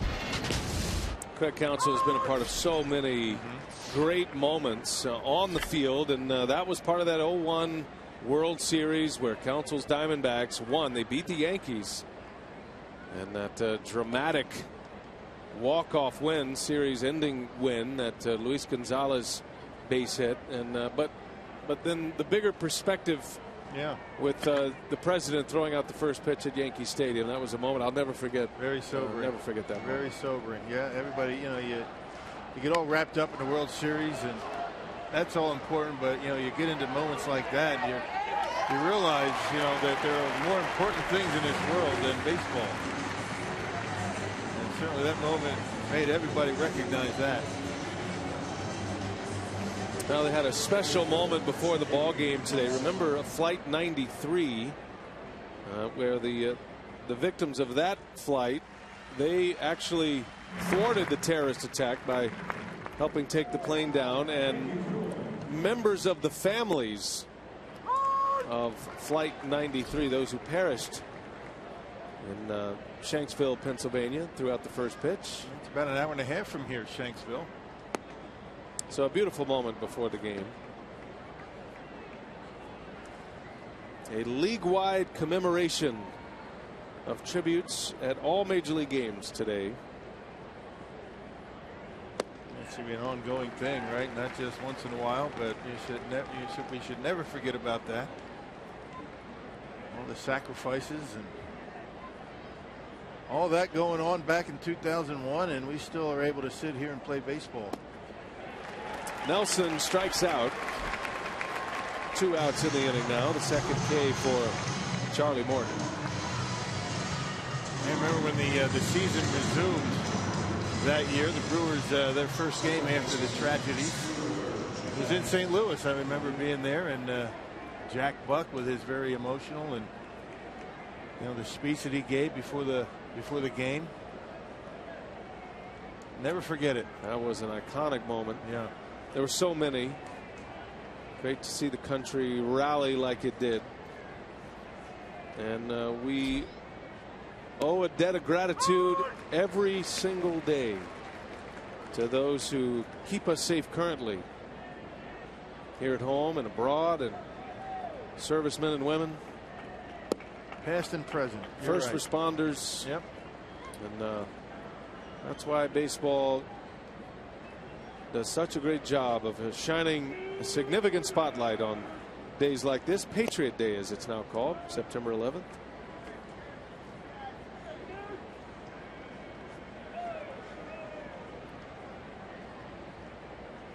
Scooter Gennett with 2 away. He's 0 for 2 tonight. Reached on an error in the 3rd inning. And a ground ball right to Mercer. So Morton comes back after the Pirates score 3 and works a 1-2-3 5th inning.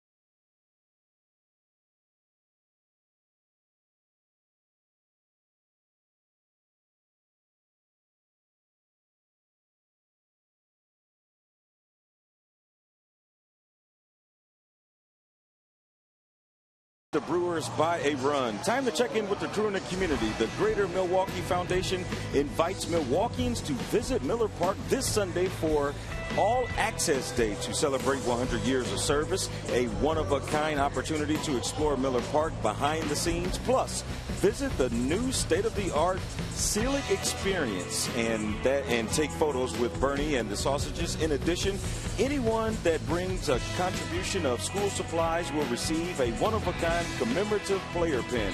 The park will be open from 9 to 5. Should be a great time, and more importantly, it's free. All right, Telly, thanks. Jimmy Nelson back on the mound for the Brew Crew as we head to the bottom of the 5th inning. Brewers now trail 3-2 after a 3-run inning for the Buccos. And bring Telly back in here. I know you've been watching the Double-A playoff series, the Biloxi Shuckers, the Brewers Double-A affiliate, one of the best teams in all of minor league baseball. They got a ton of prospects down there. And Telly, catch us up. Tonight's game 2 of their series, right? They won last night? Yeah, they won last night in game 1, 4-2 in the Southern League South Division Series. It's the best of 5, and they now lead the Pensacola Blue Wahoos 1-0 in the top of the 2nd inning, and we'll definitely keep you updated on that one. You know who has ownership stake in the Blue Wahoos, Telly? I do not. You're a golfer. This will be good information for you when you're out on the golf course and you're trying to make up for all those lost bets.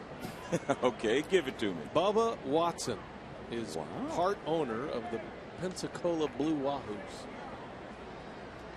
There you go. Now, what's behind the nickname, the Blue Wahoos? It's right on the ocean. I've never been to that ballpark, but they say it's great right on the water there in Pensacola. So I guess it has something to do with the fish. Yeah, I mean the fish and the Blue Wahoo. So Biloxi, if they win that series, then they'll advance into the Southern League Finals. And there's still some talk that we might see some of the Biloxi players here in the big leagues before the year is out. We'll have to wait and see on that. Yeah, the Blue Wahoo is a big sport fish. It's something that you go after in that part of the country. I like to catch them with my hands. Good fighters. Not much to eat, but they're good fighters. Good fighting fish. Telly, have you been brushing up on your Blue Wahoo information? I'm definitely a lot smarter than I was 2 minutes ago. I tell you that. But speaking of that series, the winner will play the winner of the Montgomery Chattanooga series. Chattanooga Lookouts. And the Montgomery. Oh boy, you know it used to be the Biscuits, right? I think it still is, isn't it? I don't know. You guys done? If only there was some kind of thing on the World Wide Web where you could type something in and then you could get information about that thing that you like a search. If only that existed. Fly ball to center field, and Schaefer's right there. Keep Telly's mic open until he tells us who the Montgomery nickname is. No, I gotta. They are the Biscuits. Yes. Biscuits and gravy. Go ahead, Rock. Are you guys done yet? Yeah, we're almost done. You got anything else you want to talk about? There's one out in the inning. Go ahead. I did use that search engine you were talking about on the Wahoo. I knew it was a sport fish, but it is good to eat, by the way. Oh, you said it was not good to eat. I did, so I'm correcting that. Well, you were very convincing when you said they weren't good to eat. So I'm not sure now what to believe. Usually the fighting fish are kind of tough. If it's on the internet, it's got to be true. Good point. The Schroeder R&D department is wide open. In Hawaiian, they call them Ono. Oh, is that right? And Ono in Hawaiian, according to my sources here on my phone, means delicious. Well, I'm assuming, taking all that into consideration. You know what happens when you assume, Rock. You know what happens to you and me. Is Telly still open?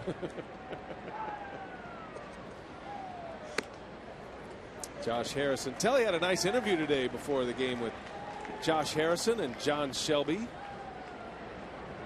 Nephew and uncle. Good job, Telly. Thank you. You had a first just now. Not only were you picking on Telly, that in the next second you were picking on me. That's impressive. I took you both down with one. Isn't that amazing? Verbal strike. Rock, I knew you had my back and you were going to get on the search. Welcome to my world, Telly. I'm enjoying the open mic night downstairs with Telly Hughes. It's nice. Look out. And that hit him right on the elbow. So Harrison is hit by a pitch.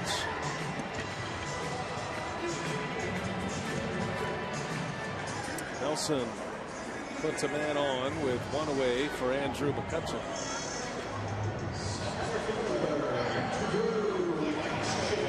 A little activity going on in that Pirates bullpen. So here is McCutchen. 2 walks. He has scored a run. Been a tough out tonight. Now they both stop talking. It looks like I'm on my own the rest of the way. That's what I get. I was still efforting. I was looking for some Ono recipes. Oh, nice. Delicious recipes. Right. Also called tigerfish. The blue wahoo? Mm-hmm. Really? Yeah. You are full of information.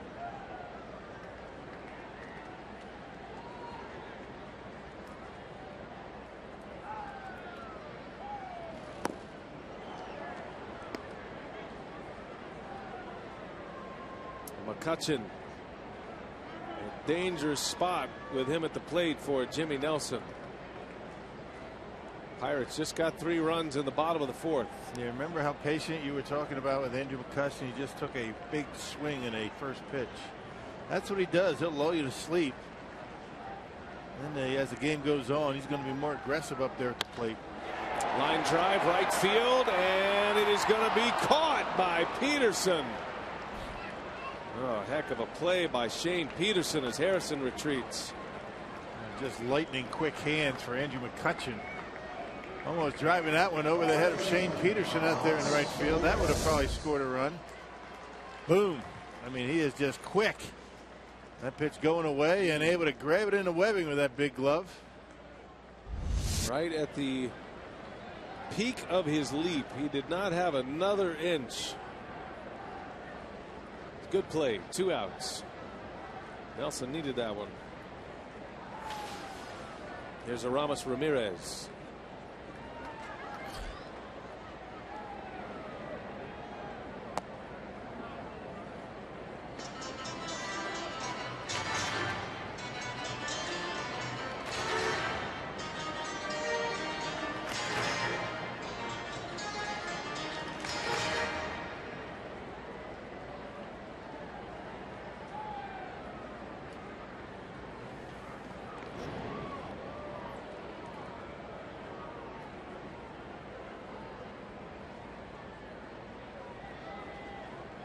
Aramis was at the plate with 2 on and nobody out in the 4th inning. He flew out to left. 3-2 Pirates. We are in the home 5th after Pittsburgh just got 3 last inning and Ramirez fouls it away.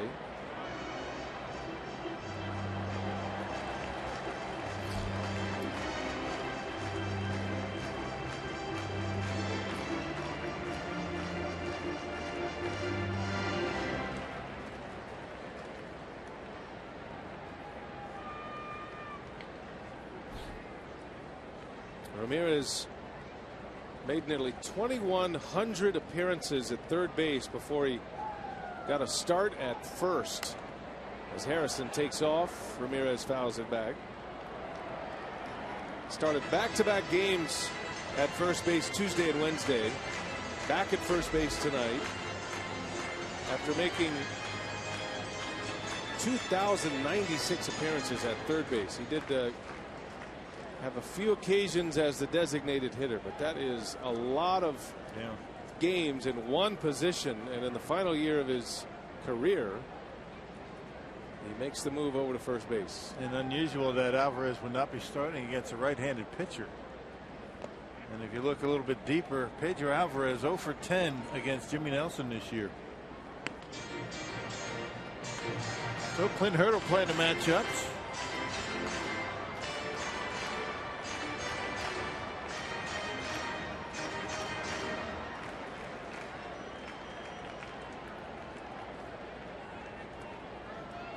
Might see him later. Pretty good bet, you would. Nelson in a 2-2 count. In the air, center field. Schaefer with room. And that will retire the side. So Jimmy Nelson comes back, puts up a 0. We head to the 6th. The Brewers are down a run.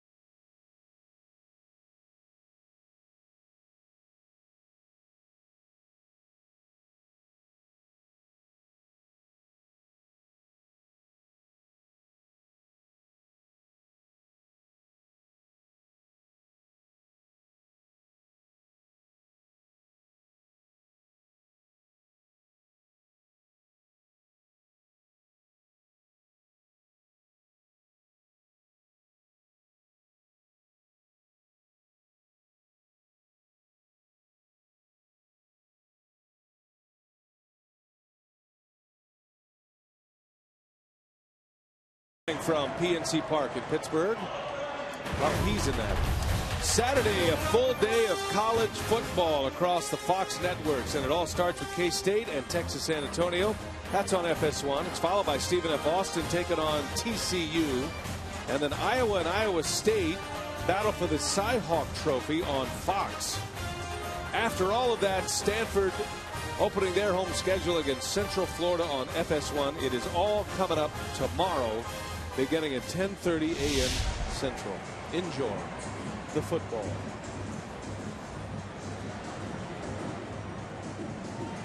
Pittsburgh Steelers lost last night to the New England Patriots. Good game. We saw Herrera's night at the plate presented by Wendy's. Folks around here not happy. Oh, no, they did not have sideline headset communication there early in that game last night. They were actually getting the Patriots radio broadcast. It's amazing how that stuff happens against the Patriots, isn't it? A conspiracy No, theory. I'm just saying. A lot of that stuff is coincidence, I'm sure. Interesting. Interesting. You're offering interesting analysis. I'm not analyzing anything. Being a Giants fan. Now, the NFL says the league controls that.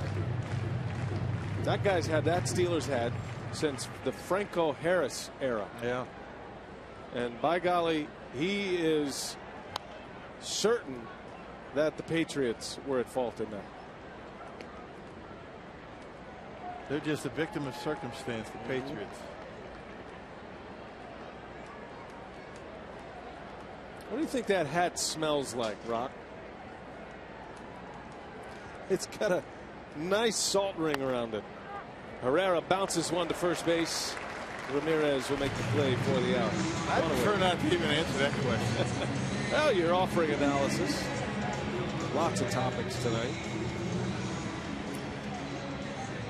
How about your New York Football Giants? Are you excited for a Sunday showdown with the Cowboys coming up Sunday night? We should be home for it. About that, our esteemed producer, who's a part-time weatherman, Brad Weimer, Feels like there's going to be a rain situation at some point. Not happening. Not happening. I don't think so either. Not happening. I'm very positive about the weather. Unlike our producer, I'm going to think positive.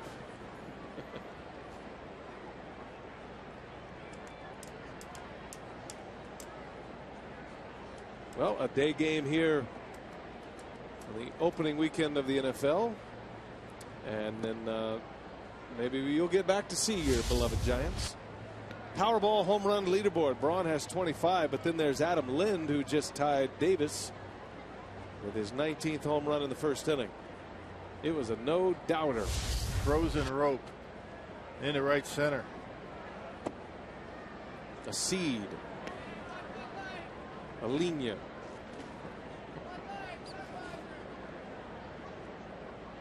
You could hang laundry on it. Yeah, week's worth. A week's worth of laundry. That's a frozen rope. That is a stiff line, isn't it? A missile.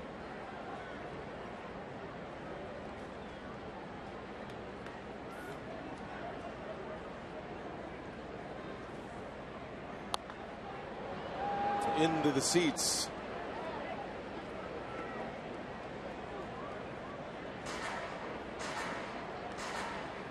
Adams putting together a terrific offensive season.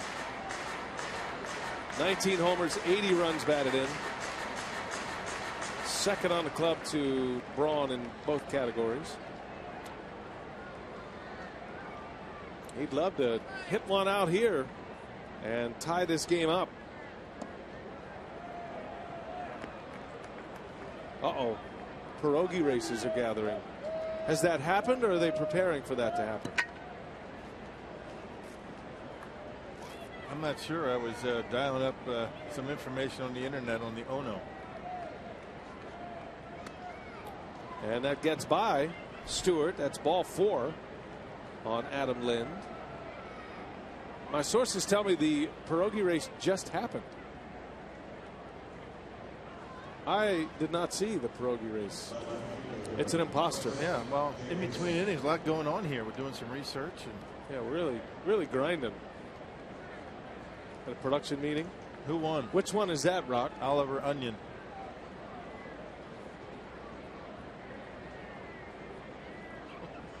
Doing his victory lap. I did not expect you to know the answer to that. I've been here a while. I have too. This is the 15th year here at the PNC Park.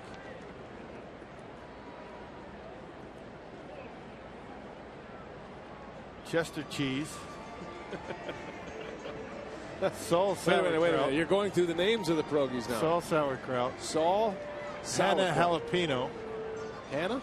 Yeah. With an H? Yeah. Don't ask. I know jalapeno's a J. I didn't name him. What about like Javier? Hey, don't look at me. They didn't even try. Well, it starts with a huh, so we'll call it Hannah.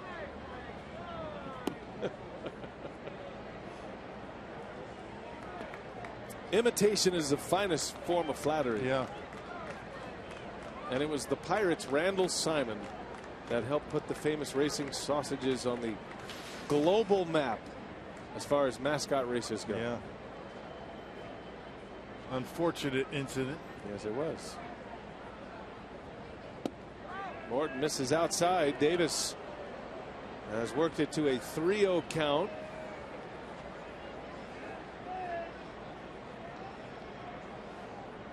See if Davis has a green light here. Brewers are down a run, tying run at first,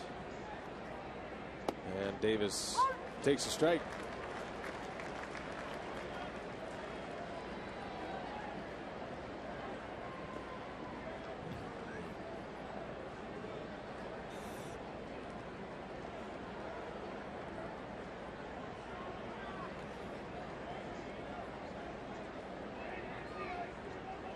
Davis on the ground, got a chance to turn 2, and that's exactly what the Pirates do. 6-4-3 double play. Charlie Morton's out of the inning. Brewers still trail by 1.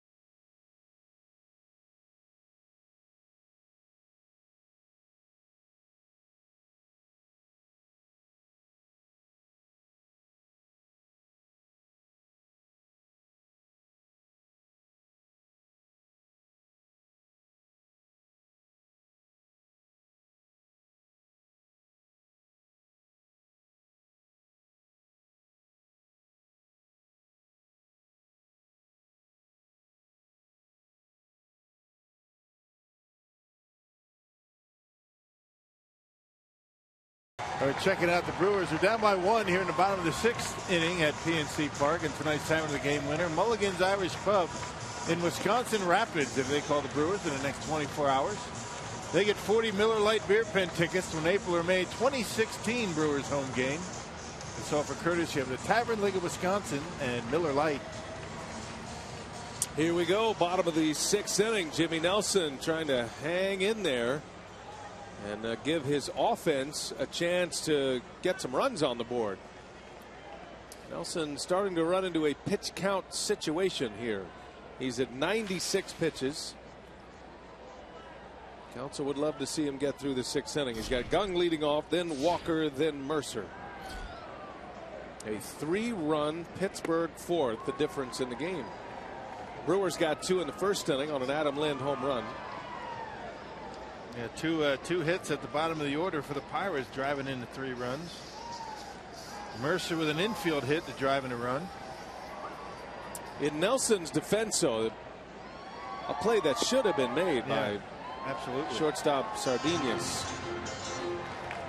Wasn't an error, but it's a play you expect a shortstop to make. Yeah, up to middle. He was off balance, but not able to get off a good throw. Got to make that play.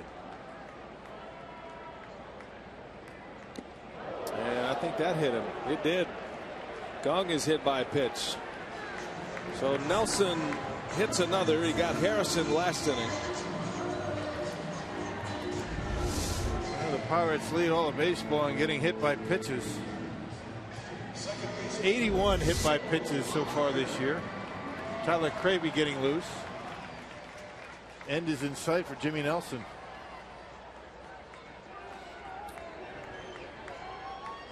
Leadoff base runner against Jimmy. And here is Neil Walker.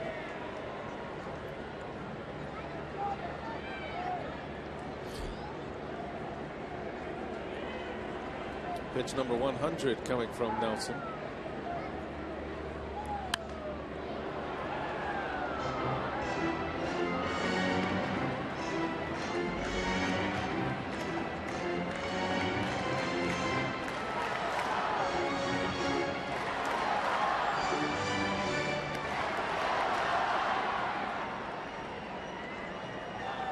Neil Walker is the National League home run leader among second basemen.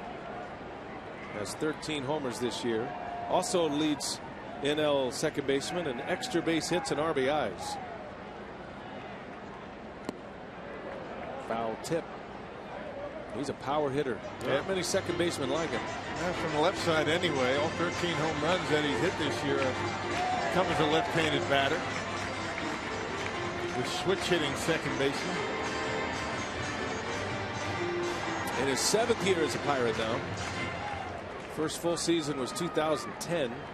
Finished 5th in the Rookie of the Year voting that year. And won a Silver Slugger Award last year. Best hitter at a particular position. Walker had 23 homers last season. And you would say it's been a bit of a down year for Walker, but he still leads all NL second baseman in the power categories.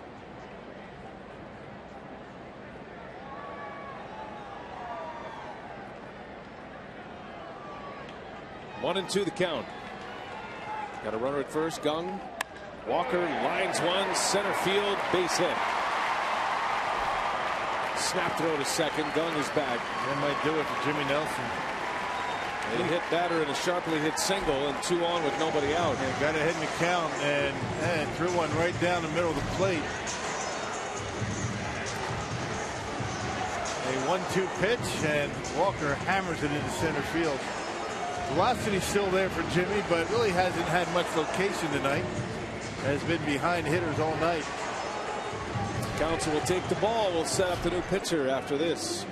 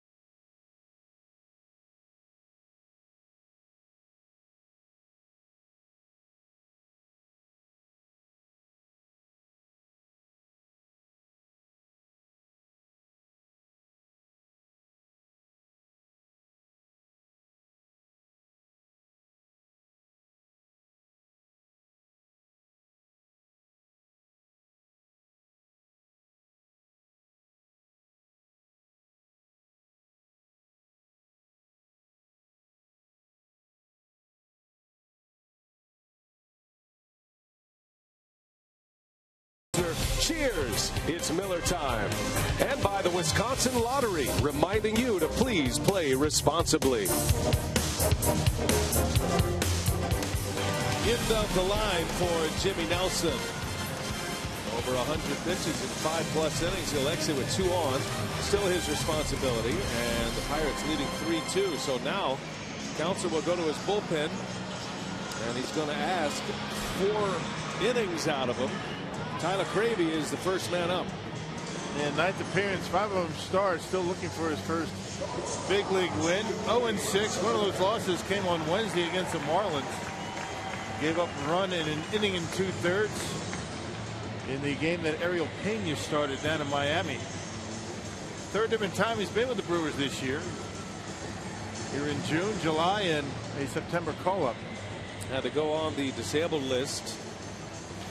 Tyler Cravey nursing elbow tightness, a right elbow impingement. That sounds awful. Yeah. So here's Mercer. He shows bunt and he takes a ball. Looks like Charlie Morton's day is done. The Pittsburgh starter getting handshakes in the dugout a moment ago. And with his spot in the batting order now due up third. Let's see Hurdle make a change. Morton. He's good. I mean, you know, double home run in the first inning. That was it for the Brewers. They really haven't had too many scoring opportunities since that first inning. 6 innings, 2 earned runs for Morton on just 3 hits. And did not give up a hit after Schaefer singled to lead off the 2nd inning.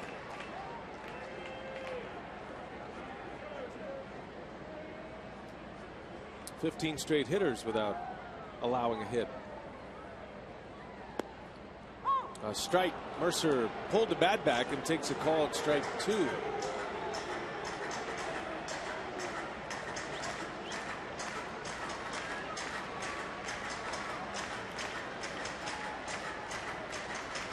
Yep, right on the bottom part of the strike zone.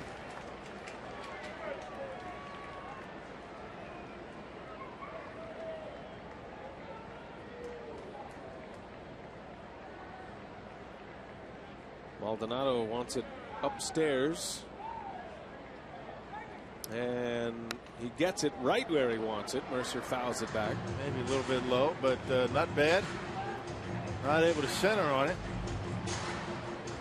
Mercer had a long at bat his last time out, up, and got that infield hit. And that was a key moment in the game for Jimmy Nelson. Probably should have been out of the inning. Sardinas couldn't make the play, but it's an infield hit and an RBI. After a long battle, and Nelson had him 0-2. There's a wave and a miss. Cravey strikes him out for the first out.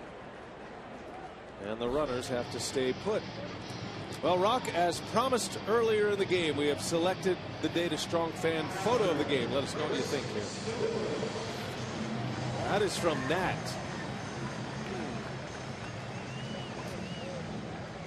Thanks, Nat, for playing along. Don't forget to tweet your fan photo to #WisDataStrongFan. Chance to be featured in an upcoming broadcast. It's brought to you by T-Mobile. I'm guessing Nat is the 3rd one from the left. What's that thing in the middle? That is a great question.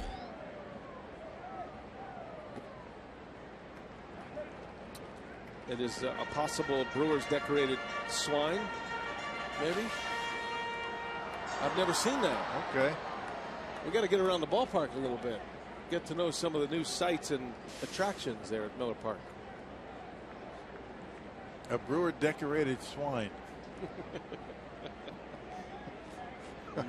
You're hot tonight. Chris Stewart. You know who has excellent swine? The Cherry Diner. That's our spot here at Pittsburgh. We'll be there tomorrow if you're around. Good bacon. Come say hello. Best $5 breakfast in all the big leagues. Yes. Makes up for Miami. Makes up for the $40 breakfast in Miami.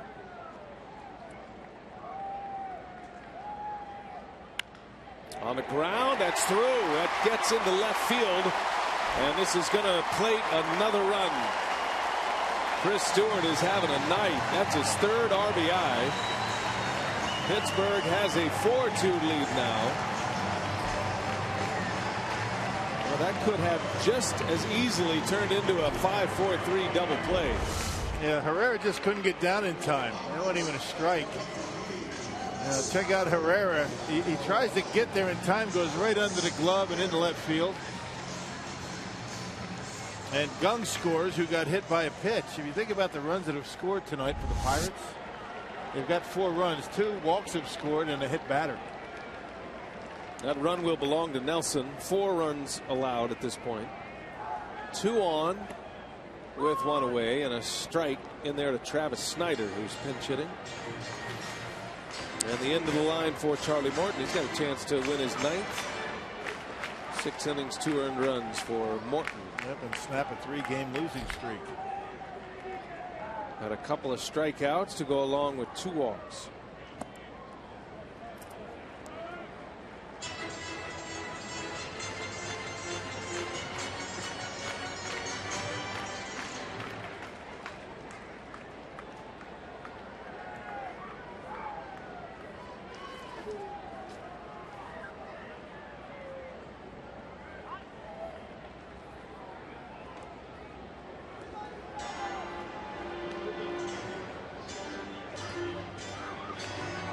Maldonado wants to talk it over.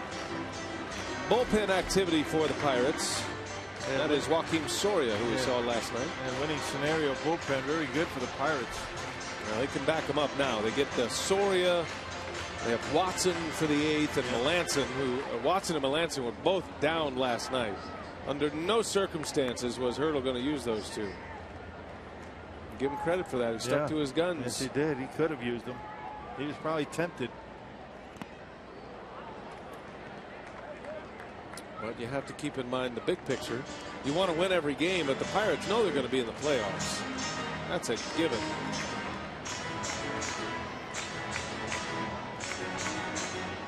And it's not a given that getting home field advantage in the wild card game means anything. Matter of fact, the road team has won 4 of the first 6 wild card play-in games. Did he go? Yes, he did. Snyder down on strikes. Gravy with his 2nd punch out. 2 outs. Back to the top of the order now. Yeah, breaking ball that Snyder just couldn't hold up on. Kept it down. That's what you want to do. Maldonado able to keep it in front of him.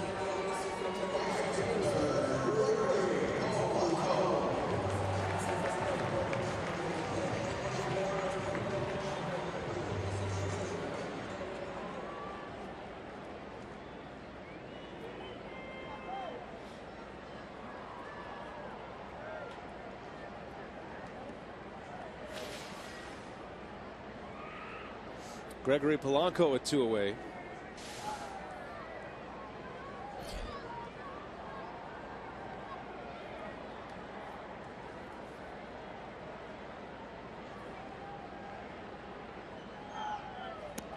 Tell you what, the Cubs are applying some serious pressure on the Pirates.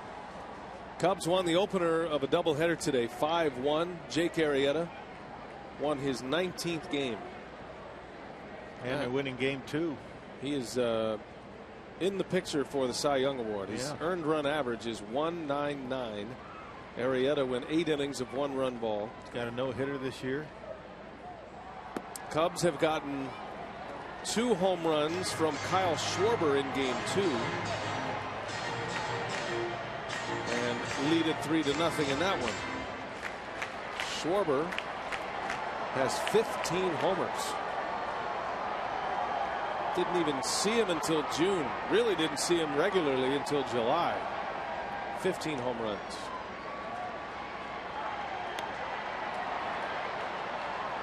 So the Cubs trying to make it a doubleheader sweep of the Phillies today. I think the Pirates want to go into Wrigley Field for a playoff game. That would be crazy. Yeah, that would be crazy. You're right. That'd be fun, though. top wild card team hosts. Wild card 1 home team, wild card 2 travels. Winner goes on to play the team with the best record, and in this case it's the Cardinals. Polanco breaks his bat, and a diving stop. Jeanette, no play anywhere. It's all right. Saved a run on an infield hit by Polanco.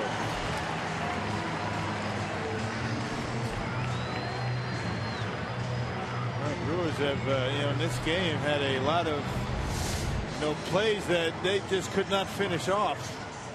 Sardinius had one. We saw Herrera ball go under his glove. Would have been a great play. Jeanette does what he has to do. He keeps it in the infield, just not able to get up and throw out the speedy Gregory Polanco. So the bases are loaded again for the Pirates. Second time tonight they've had them loaded. Josh Harrison at the plate. 4-2 Pittsburgh. They have a run in. And a strike on the corner. Got a big showdown going on in the Bronx tonight. Blue Jays Yankees. They were postponed last night. Underway tonight. Yankees are down 9-2. Toronto trying to add to their lead. That's a series we'll be watching all weekend. Blue Jays up a game and a half on the Yankees in the American League East. Strike 2. Yeah, 2 perfect pitches on the outside corner, both sliders.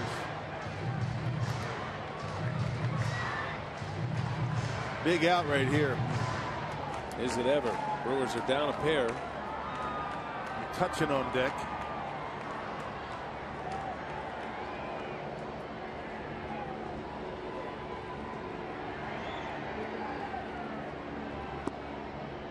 Tried to get him to bite on one.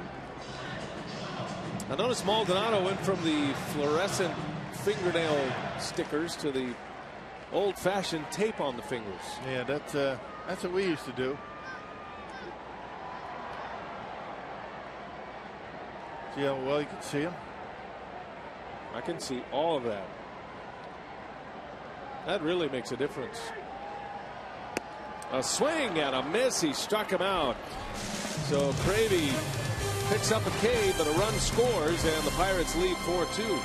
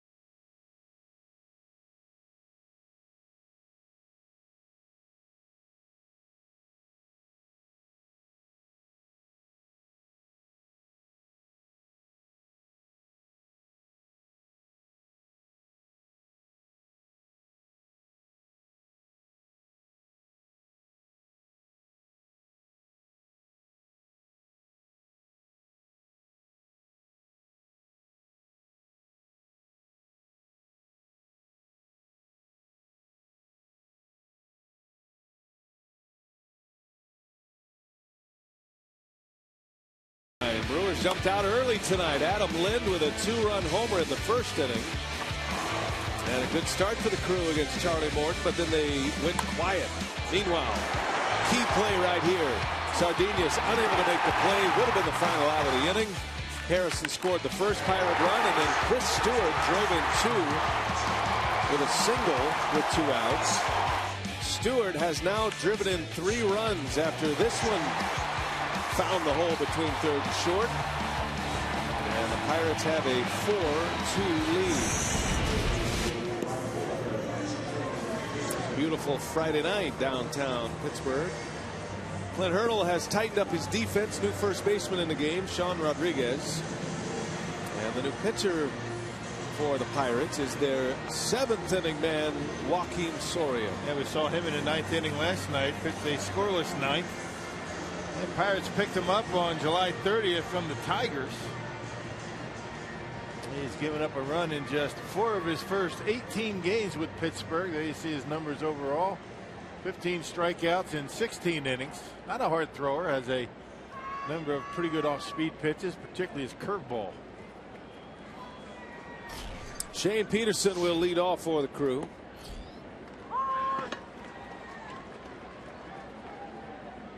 Tigers have been in the news a little bit. Some rumors out there speculating that Brad Ausmus might not survive as the manager. Got a new GM. Dave Dombrowski left the Tigers, went to the Red Sox as their president, and Al Avila is the new GM there. Brewers' search for a general manager is ongoing. They're starting to whittle down the names, I'm told, and getting into an interview shortlist scenario. Yeah, you don't expect it to be too much after the end of the season that the Brewers are going to announce a GM. Craig Counsell was talking to us the other day about that news, saying he hopes, and it's his understanding, that the Brewers are going to have a general manager in place quickly. Could even be before the season's end, but you want to jump into the offseason with a new GM. Anytime there's a regime change, there's usually a lot more changes in the front office. Peterson rolls out to Rodriguez for the first out of the 7th.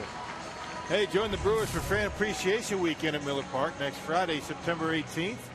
Through Sunday the 20th, the Brewers host the Reds, and all fans enjoy various prizes and giveaways all throughout the weekend. For details, go to brewers.com/fan appreciation. The Scooter Gnome Sunday. It's a big day for you. Little gnome in the image of Scooter Gennett. You didn't bring your gnome with you. Blowing a bubble. And yet the Brewers are still 4-3 on the road trip. And turning double plays. Maybe it's not the gnome.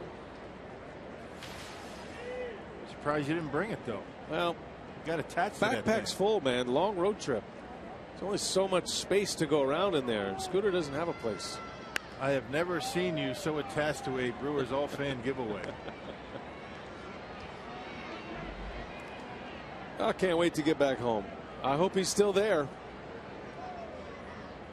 By the way, I gave your gnome away the other day. I know. So I have a new gnome, which is your old gnome. No, I think you had the gnome. You gave away my nodder. I had a nodder that I had ticketed for somebody that wanted it. The vintage nodder? Right. Oh, I didn't realize that. Okay. I apologize. See about getting you a new one.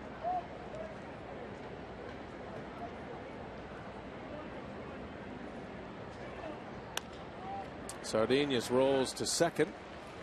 2 outs. By the way, did you see Joey Votto got suspended 2 games? Yeah. Okay, he's going to appeal that. No surprise. That was in the Reds-Pirates game on Wednesday. Votto erupting on the home plate umpire. Bill Welke on a 2-strike call. Interesting thing about that. And yeah, it's a little bit excessive for Votto to go after Bill Welke like that. I think the issue was that Bill Welke said that Votto actually spit on him. Unintentionally, I think, but that's a no-no. You can't do that. Really, in no other area of society is that acceptable. Spatting on another man. You shouldn't spit anyway, but especially on another person. The strike to Schaefer. Some countries that's illegal.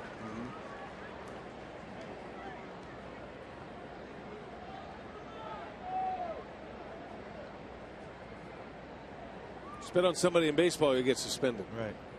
Not handcuffed. 2 games.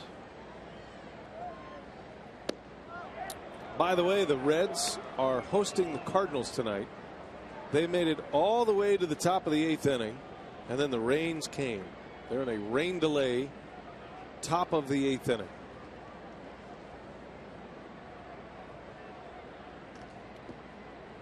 A Cardinal loss and a Pittsburgh win would take the Pirates to just 3.5 back, and they have 3 games against St. Louis.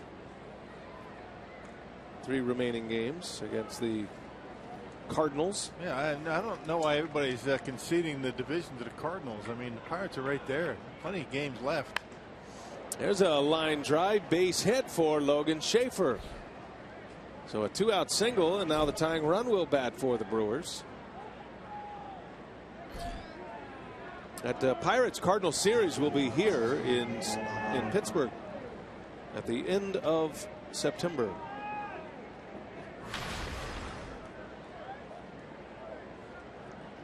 Pirates have a key road trip coming. Well, it starts on this homestand. Obviously, the Brewers have had a lot of success against the Pirates, winning 7 in a row, 9 of 10. Cubs are coming in next. That is also a 4-game series, so an 8-day homestand for Pittsburgh.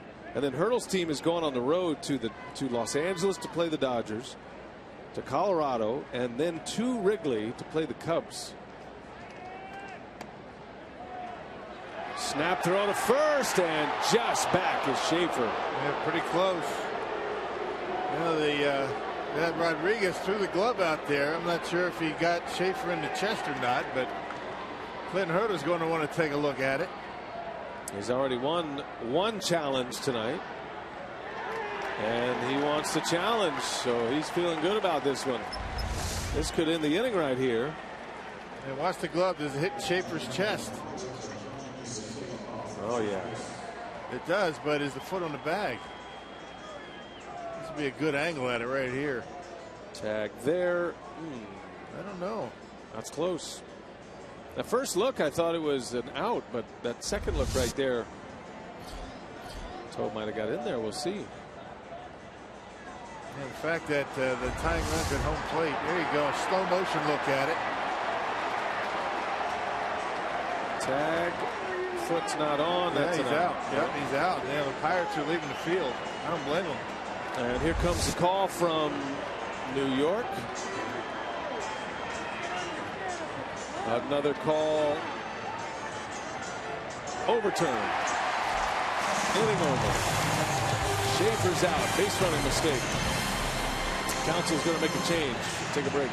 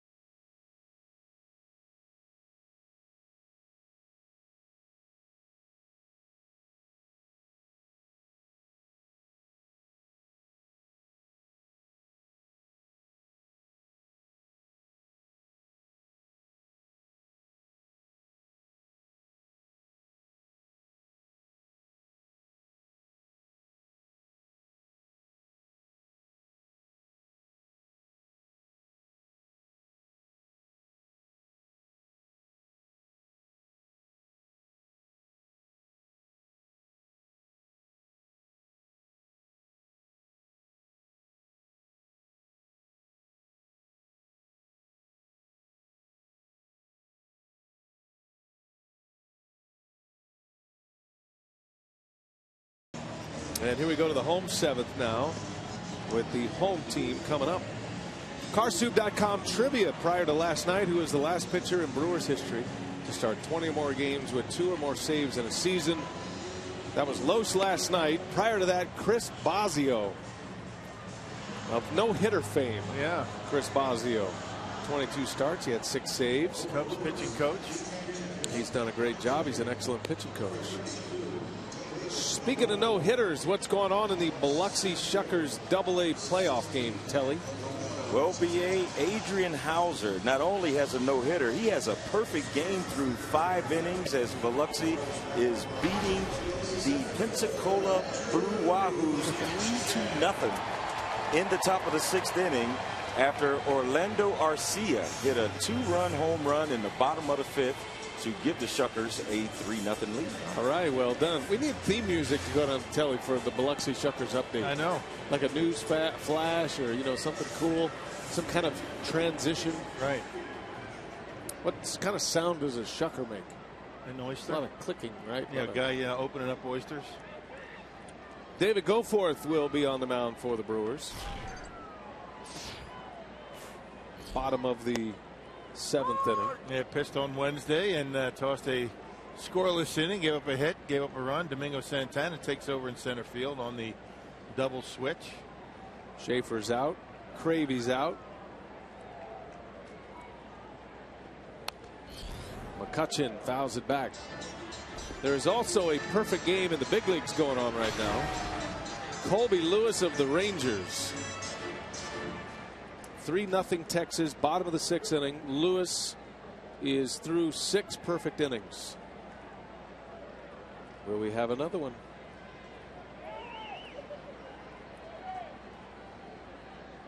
Would be the 6th no-hitter of the year.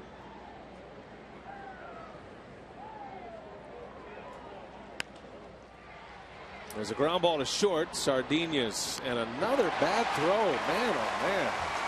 That's a third of the night for Sardinas. I'm telling you, this guy's normally money defensively, but he's got something going on with that throwing arm. Yeah, just a little bit out of rhythm. He just can't get anything behind his throws, and they're off the mark.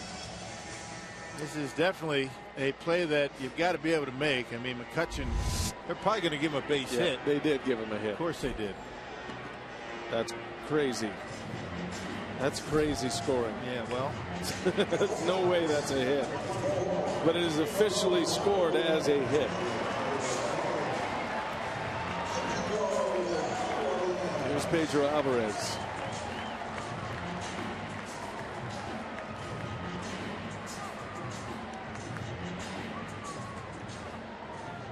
So Alvarez pinch hitting.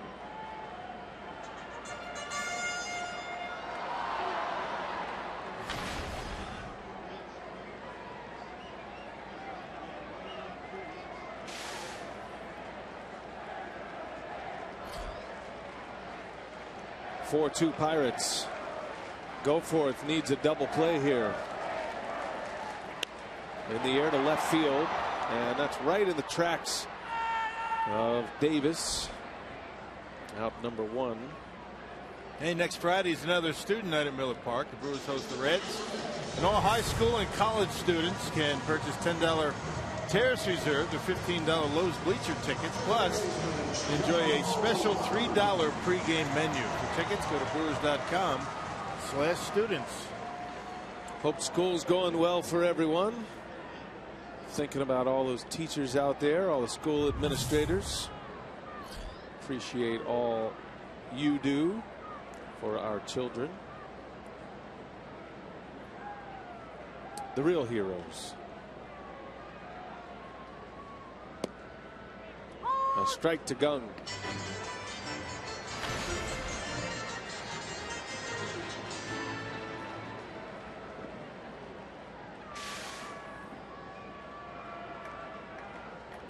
Jung Ho Gung with 1 out. He's got McCutchen at first. The Brewers can ill afford to give up any more at this point. 2 is going to be tough enough with this Pirate bullpen. Now well rested.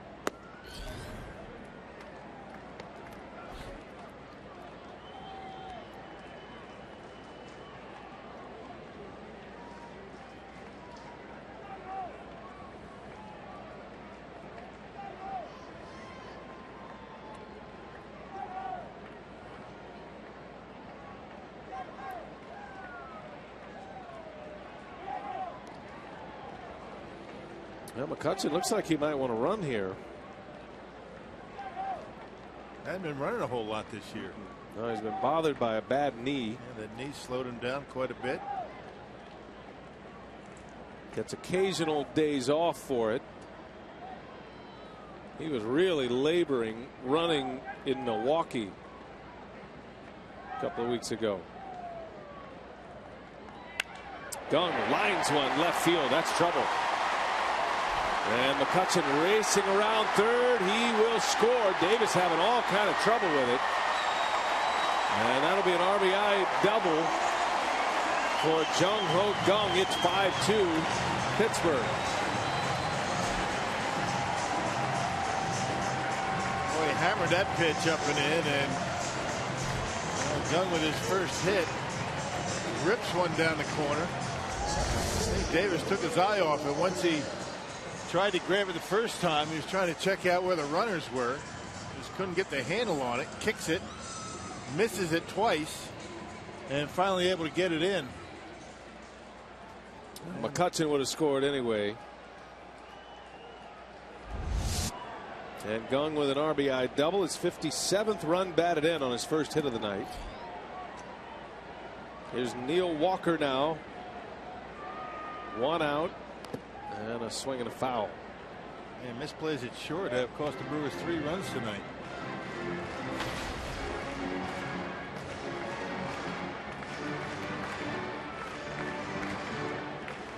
There's something more to the story there.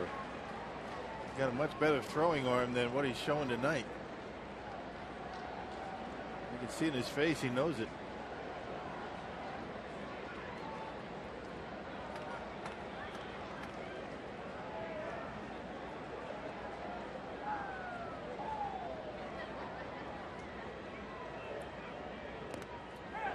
That gets away from Maldonado. Boy, this inning is turning uglier by the moment. A wild pitch will allow a runner to third with one away.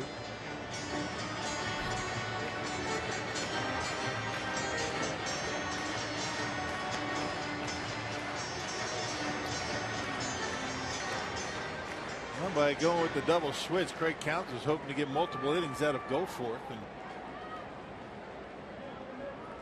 he is not off to a good start.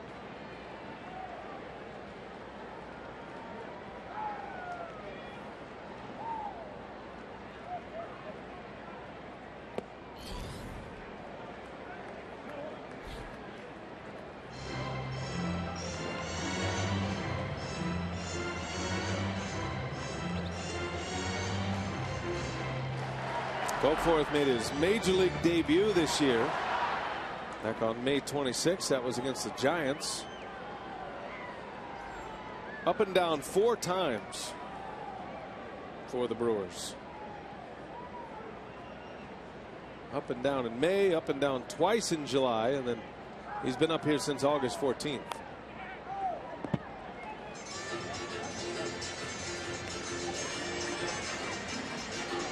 One of many for the Brewers to make their major league debut this year on the mound.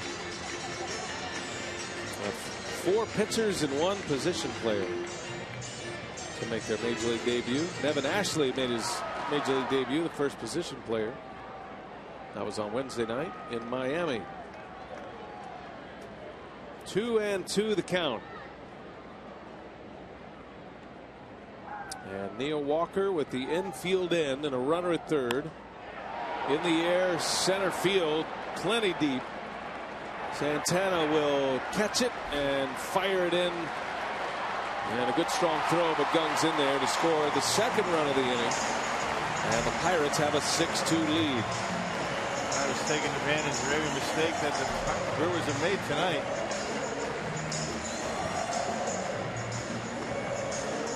Fielding miscues, walks, hit batters. Not like the Pirates are not going to cover off the baseball tonight.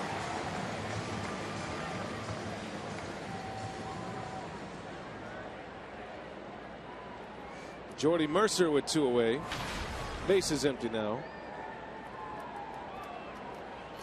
Mercer had an infield hit and an RBI, and that was the key moment in the game.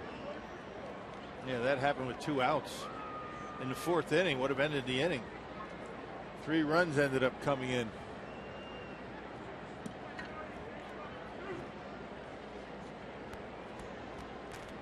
No balls and a strike. We're keeping an eye on Colby Lewis of the Texas Rangers. Begins his 7th inning of work. Trying to become the 7th no-hitter of the season. Arrieta the last to do it. There have been 3, or there was 3 no-hitters in August.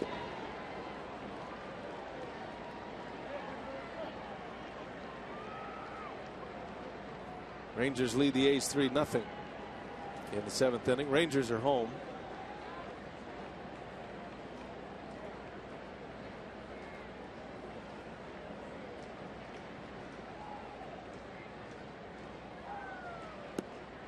There's a swing and a miss. Go for it. Picks up a strikeout. Inning is over, but damage done. The Pirates get 2 and they lead 6-2.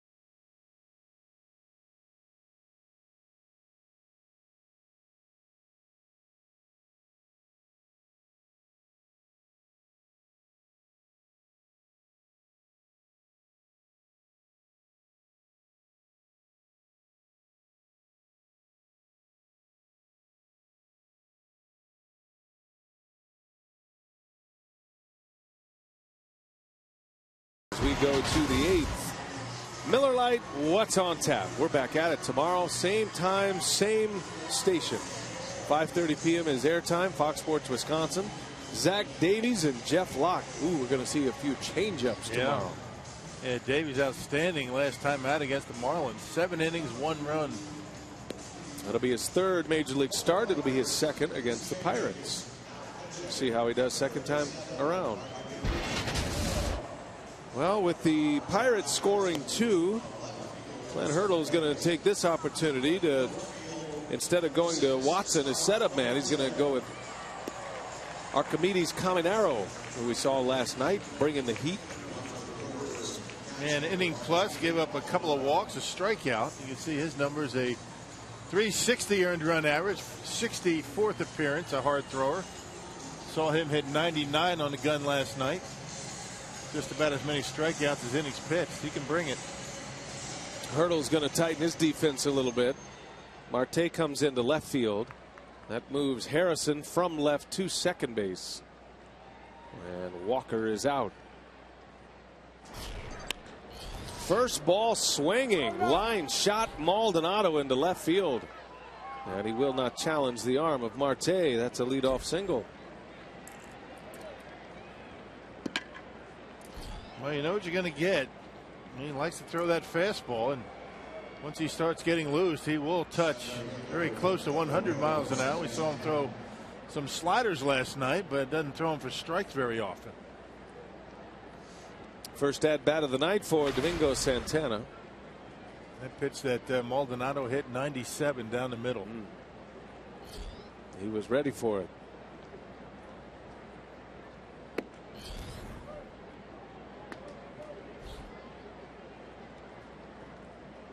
Santana coming into the game as the center fielder on a double switch into right center field, down, a base hit. McCutchen able to cut it off, And Maldonado will go all the way around to third base. Back-to-back hits. The Brewers coming alive here in the 8th inning. Yeah, Caminero might not be in there very long. There is activity in that bullpen down there for the Pirates. So the Brewers getting some pretty good swings on Caminero. Another fastball. This time Santana lines it into center field. Well, one more base runner, and tying run comes to the plate. Now the left-hander down there for the Pirates is Tony Watson. Melanson just throwing a pretend baseball right now. The visualization. And Hurdle's not going to mess around anymore. So with the Pirates leading by 4 and the first 2 reaching, Hurdle is going to go to his horses in the pen. He's got one of the better 1-2 combos in the big leagues. And we'll see Watson coming out now.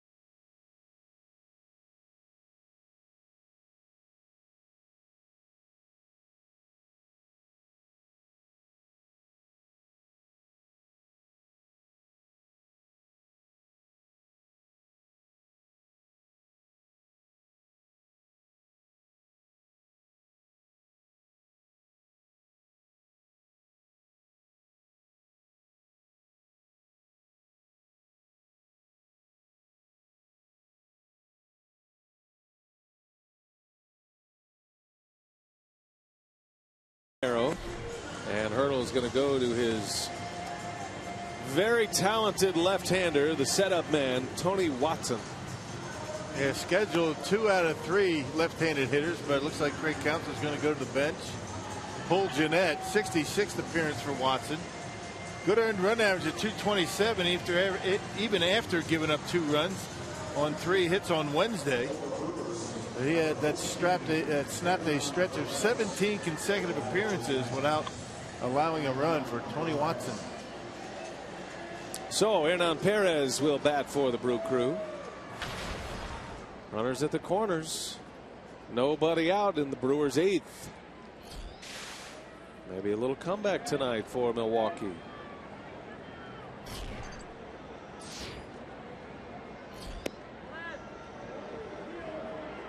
In Arlington tonight, Colby Lewis is perfect through 7. And the Rangers leading the A's 3-0. Hasn't been a perfect game this year. Has not. Scherzer got close. Yeah.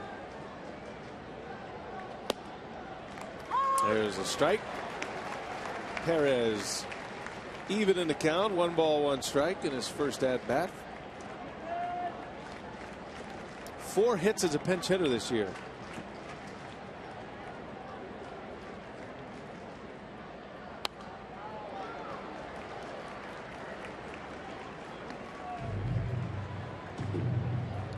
Just threw that one right down the middle at 93 miles an hour, so the velocity a little bit down for him.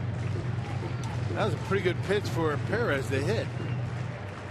Split home plate right in half. Brewers down 4. And Perez takes one inside. 2-2 now.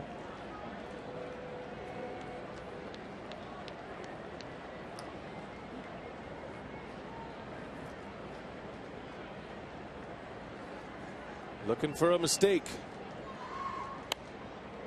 A good pitch to hit, and he fouls it back. Second time. Well, obviously, Hurdle does not want to use Watson and Melanson for a reason last night. They've been pitching a lot. He was certainly hoping he could get through this game without having his two best relievers on the mound. There's another foul ball. So you get the pitch count up, work some long counts, and a pitcher who has fatigue issues anyway. Right. Getting a lot of the plate in this appearance already. I mean, Perez pitches right down the middle.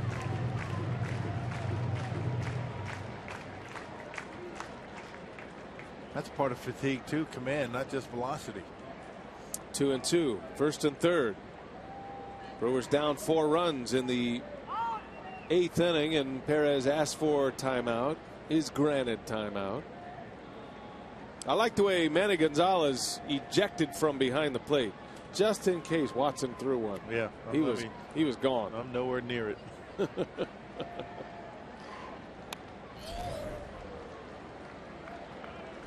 Looks like a move from a Broadway musical. Jazz hands. They can't see you. Oh, I'm sorry.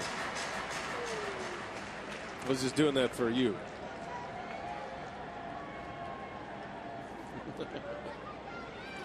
Two-two pitch. And a line drive, base hit right field. Bobbled by Polanco, and Santana all the way to third, and now into second base is Perez. How about that? Throwing the ball around now. Why is Polanco throwing to third base? Hernan Perez with an RBI single. There was an error in right, and both runners advance. Yep, single error RBI, allowing Santana to get to third base, and more importantly, Perez with a good two-strike approach, lining that one hard into right field. Ball kicks off of Polanco, and look at the aggressive base running by Santana, down by 3 runs. Now base hit, now things get interesting.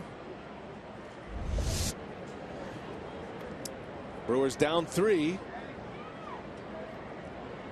Elian Herrera at the plate. He had a double and a run scored in the first. He's 1 for 3. First at bat is a right-handed hitter. Yeah, Brewers has some options on their bench. Herrera hasn't been near as good from the right side of the plate as left-handed. Ryan Braun on the bench. You got Segura, Rogers. Letting it ride. I guess the fact that there's nobody out has something to do with that. Swing and a miss. 0-2 the count. Now, those are the splits for Herrera this year. Much better against right-handed pitching as a left-handed batter. Although lately he's been better. 3 of his home runs have come against lefties. And he doesn't face many. He didn't bite. Good take right there. What's that little changeup he throws? He just turns it over a little bit, kind of like what Chapman does once in a while. BP fastball.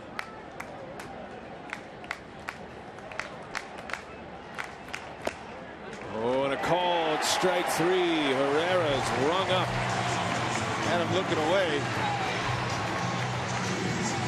One pitch sets up another one, and that little two-seamer that Watson threw on the outside part of the plate. This time coming in, and Herrera thought it was inside. Might have been. That's a big out for Watson. First out of the inning, still second and third, and Adam Lind will bat. He's already hit a home run tonight, his 19th of the year. A swing away from tying this one up. Lefty on lefty matchup, and a wave and a miss. This is a tough matchup here for Lind. That sweeping slider, this is what he did in the first inning. Fastball down the middle, and see you later. A frozen rope out of here to right. 2-0 in the first inning.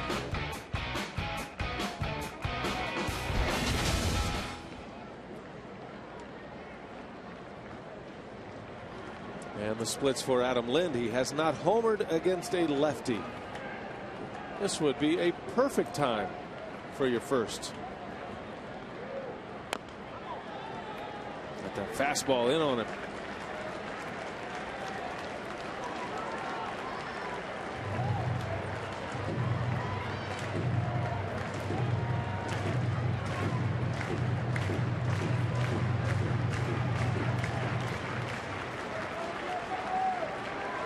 Hernan Perez with an RBI single. Second and third, one away. And Lind is down. Watson too tough for the lefty. Back-to-back strikeouts for Tony Watson. Yep, slider, fastball, slider. I don't think he threw a strike. Only took him 3 pitches to get Lind.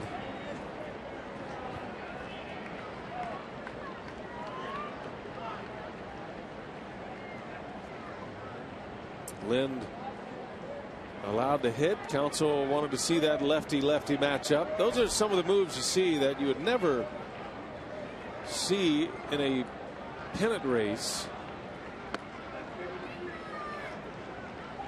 Counsell, I'm sure, would have gone with a right-handed hitter if this meant something, if the Brewers were in a pennant race. But as I mentioned, everybody's in evaluation mode. You want to see if Lind can handle those big lefties. Yeah. He did pull Jeanette for Perez. It worked. He will probably not hit if he is able to get up there this inning off of Watson. Brewers have Rogers available, Braun, Segura. Ashley's on the bench. Lucroy not available. It's like Rogers getting ready to hit. Braun's down there as well. Probably got some cuts underneath in the tunnel. A strike. Davis didn't like that call. Or didn't like that he took that pitch. Either one. And the count is 2-1. Second and third. The Brewers need to cash in here. At second and third, nobody out. Now 2 gone, and Davis lays off. 3-1. You had a sense that they were going to be careful with Davis the way he's been swinging the bat. That big home run he hit yesterday. And although Clint Hurdle and everybody else knows that Peterson's not going to hit, they're expecting Ryan Braun maybe to get in that bat.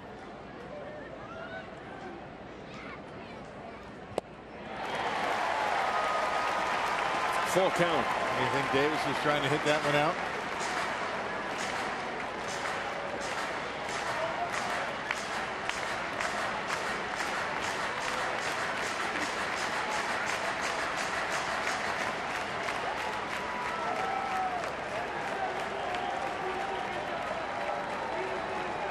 Three and two.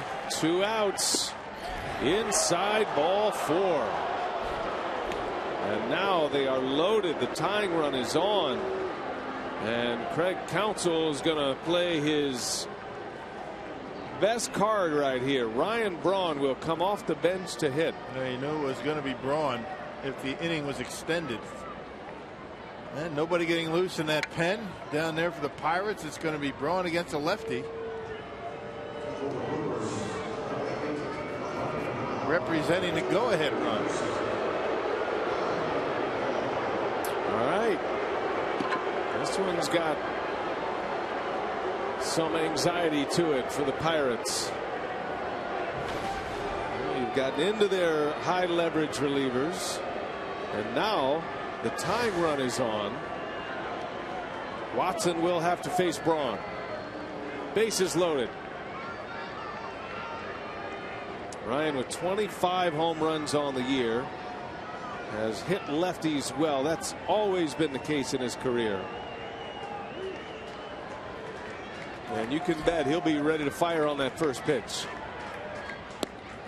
Watson misses outside.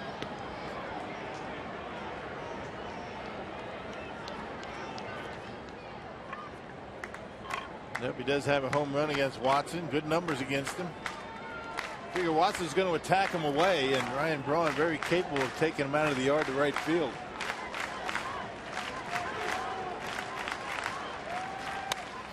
Bouncing ball, third base. Gung all the way across, and Braun is out. Inning over.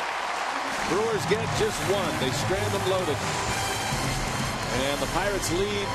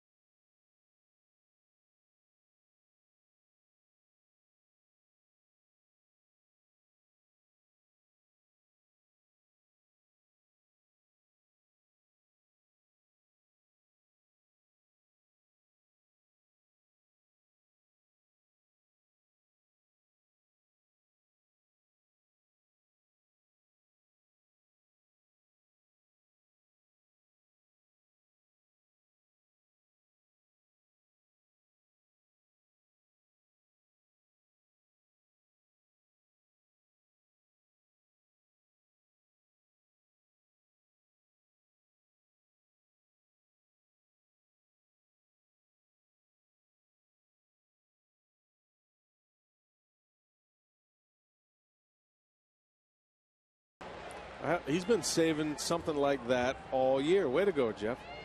Telly jinxed both of those perfect games, by the way. That's on Telly. So Perez stays in the game. There's a bunt. It's a good one. Stewart is on. Chris Stewart, 3 RBIs tonight. Now his 3rd hit.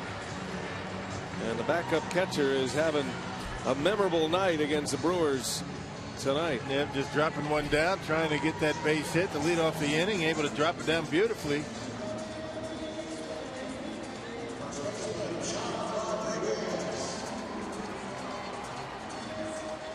Sean Rodriguez now.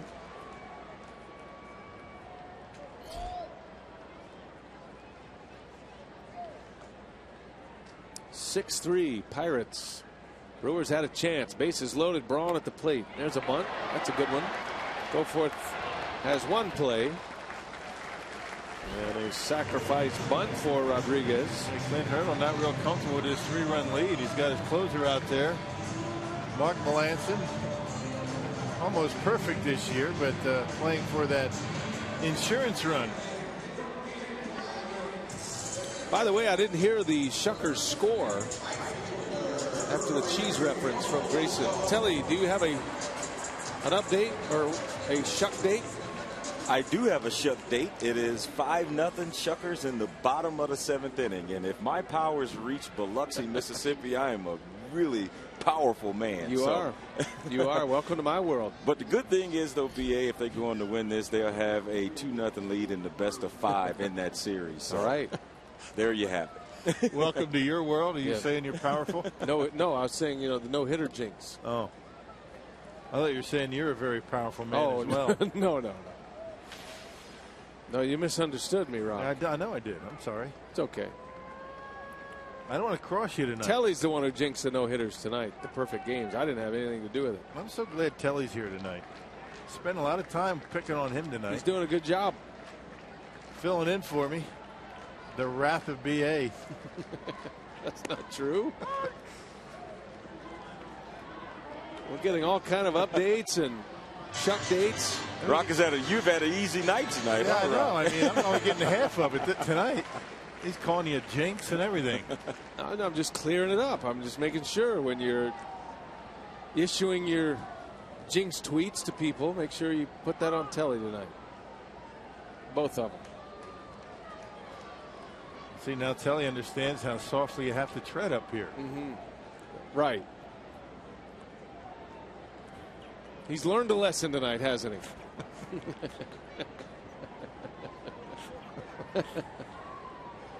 The good thing is, BA, I don't think too many Ranger fans know me, so I think they're gonna safe there. They're gonna. Wait till Jim Knox starts spreading that around. Your counterpart. Oh boy, I know Jim Knox. Knoxy. That's a character, Jim Knox.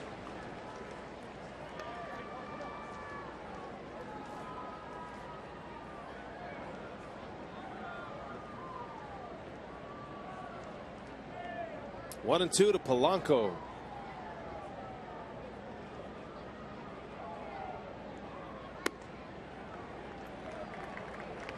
Well, the Cubs are leading 6-2 now in the 6th inning, trying to sweep a doubleheader from the Phillies. The Mets have a 2-1 lead over the Braves, 8th inning. And the Washington Nationals have lost to the Marlins. Fly ball left field. Davis will make the catch, and there is the second out of the inning. Yeah, but it's still raining in St. Louis, or I should say in Cincinnati. Yeah, that's a 2-2 game in the 8th inning. Cardinals Reds. Are you ready to give the Mets the National League East? No, not yet. A lot can happen, especially to the Mets.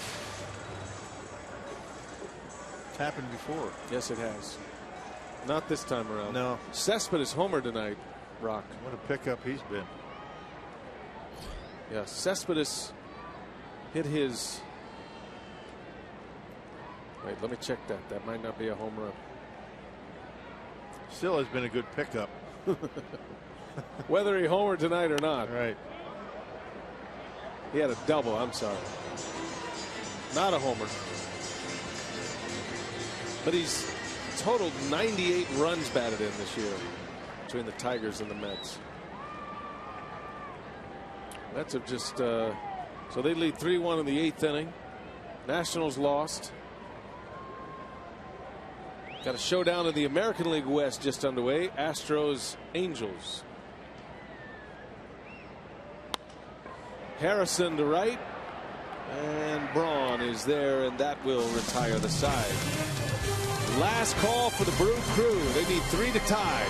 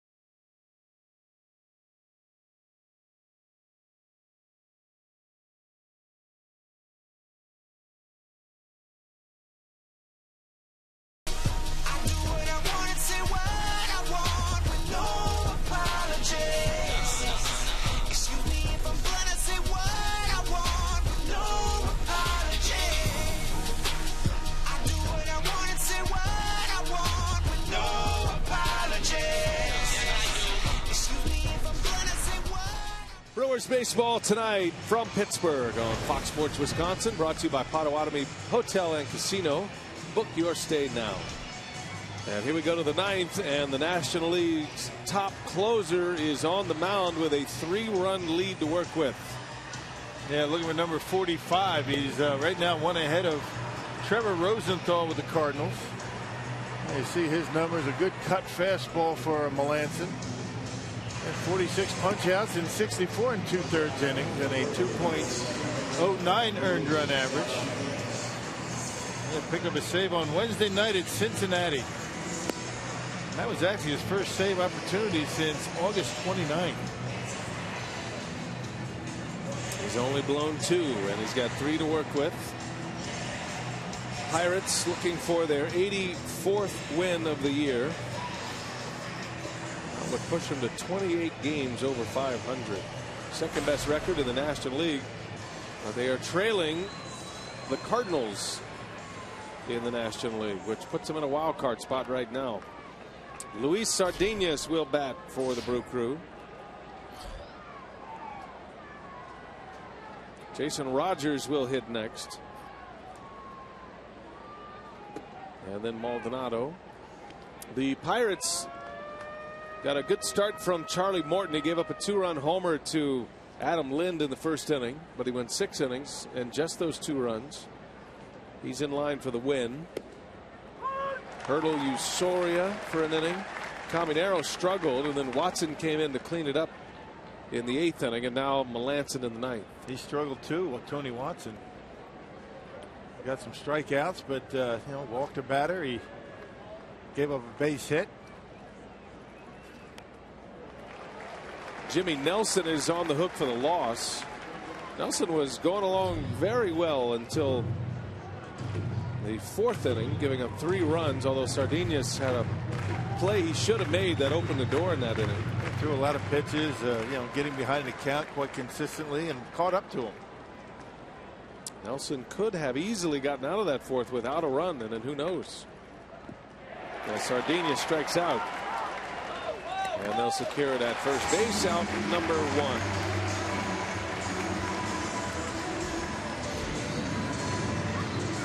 Good news for the Brewers. They got Goforth to go 2 tonight, so didn't have to dig deep into that bullpen. Gravy went an inning and then Goforth 2. Yeah, 2 relievers.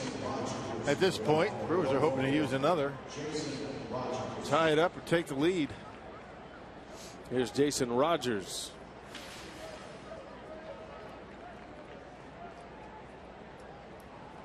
We're back at it tomorrow night. 5:30 airtime on Fox Sports Wisconsin as Rogers gets sawed off. Harrison for out number 2.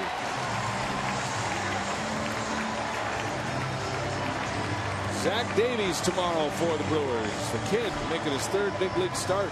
He's been fun to watch.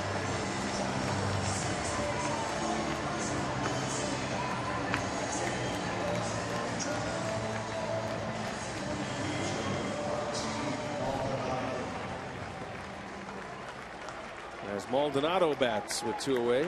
There's Zach. Jeff Locke will be his mound opponent tomorrow night.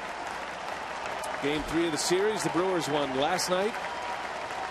Pirates are an out away from snapping a 7-game losing streak to Milwaukee. Go figure. Yeah, Brewers have outplayed him every facet of the game up until tonight. Pitching, offense.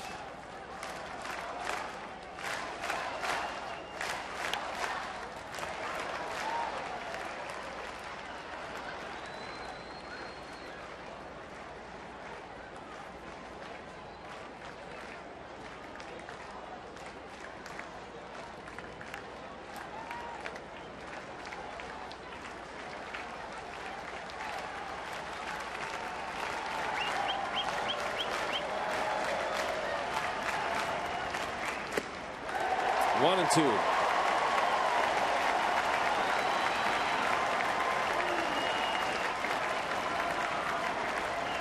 Melanson had great success as a setup man to Jason Grilli. And now is an all-star closer. 1-2 pitch. He didn't bite on it. Good take. Yeah, good slider. The same pitch that got Sardinas. Cutters and sliders basically from Melanson. That's what's gotten him to the league leading saves.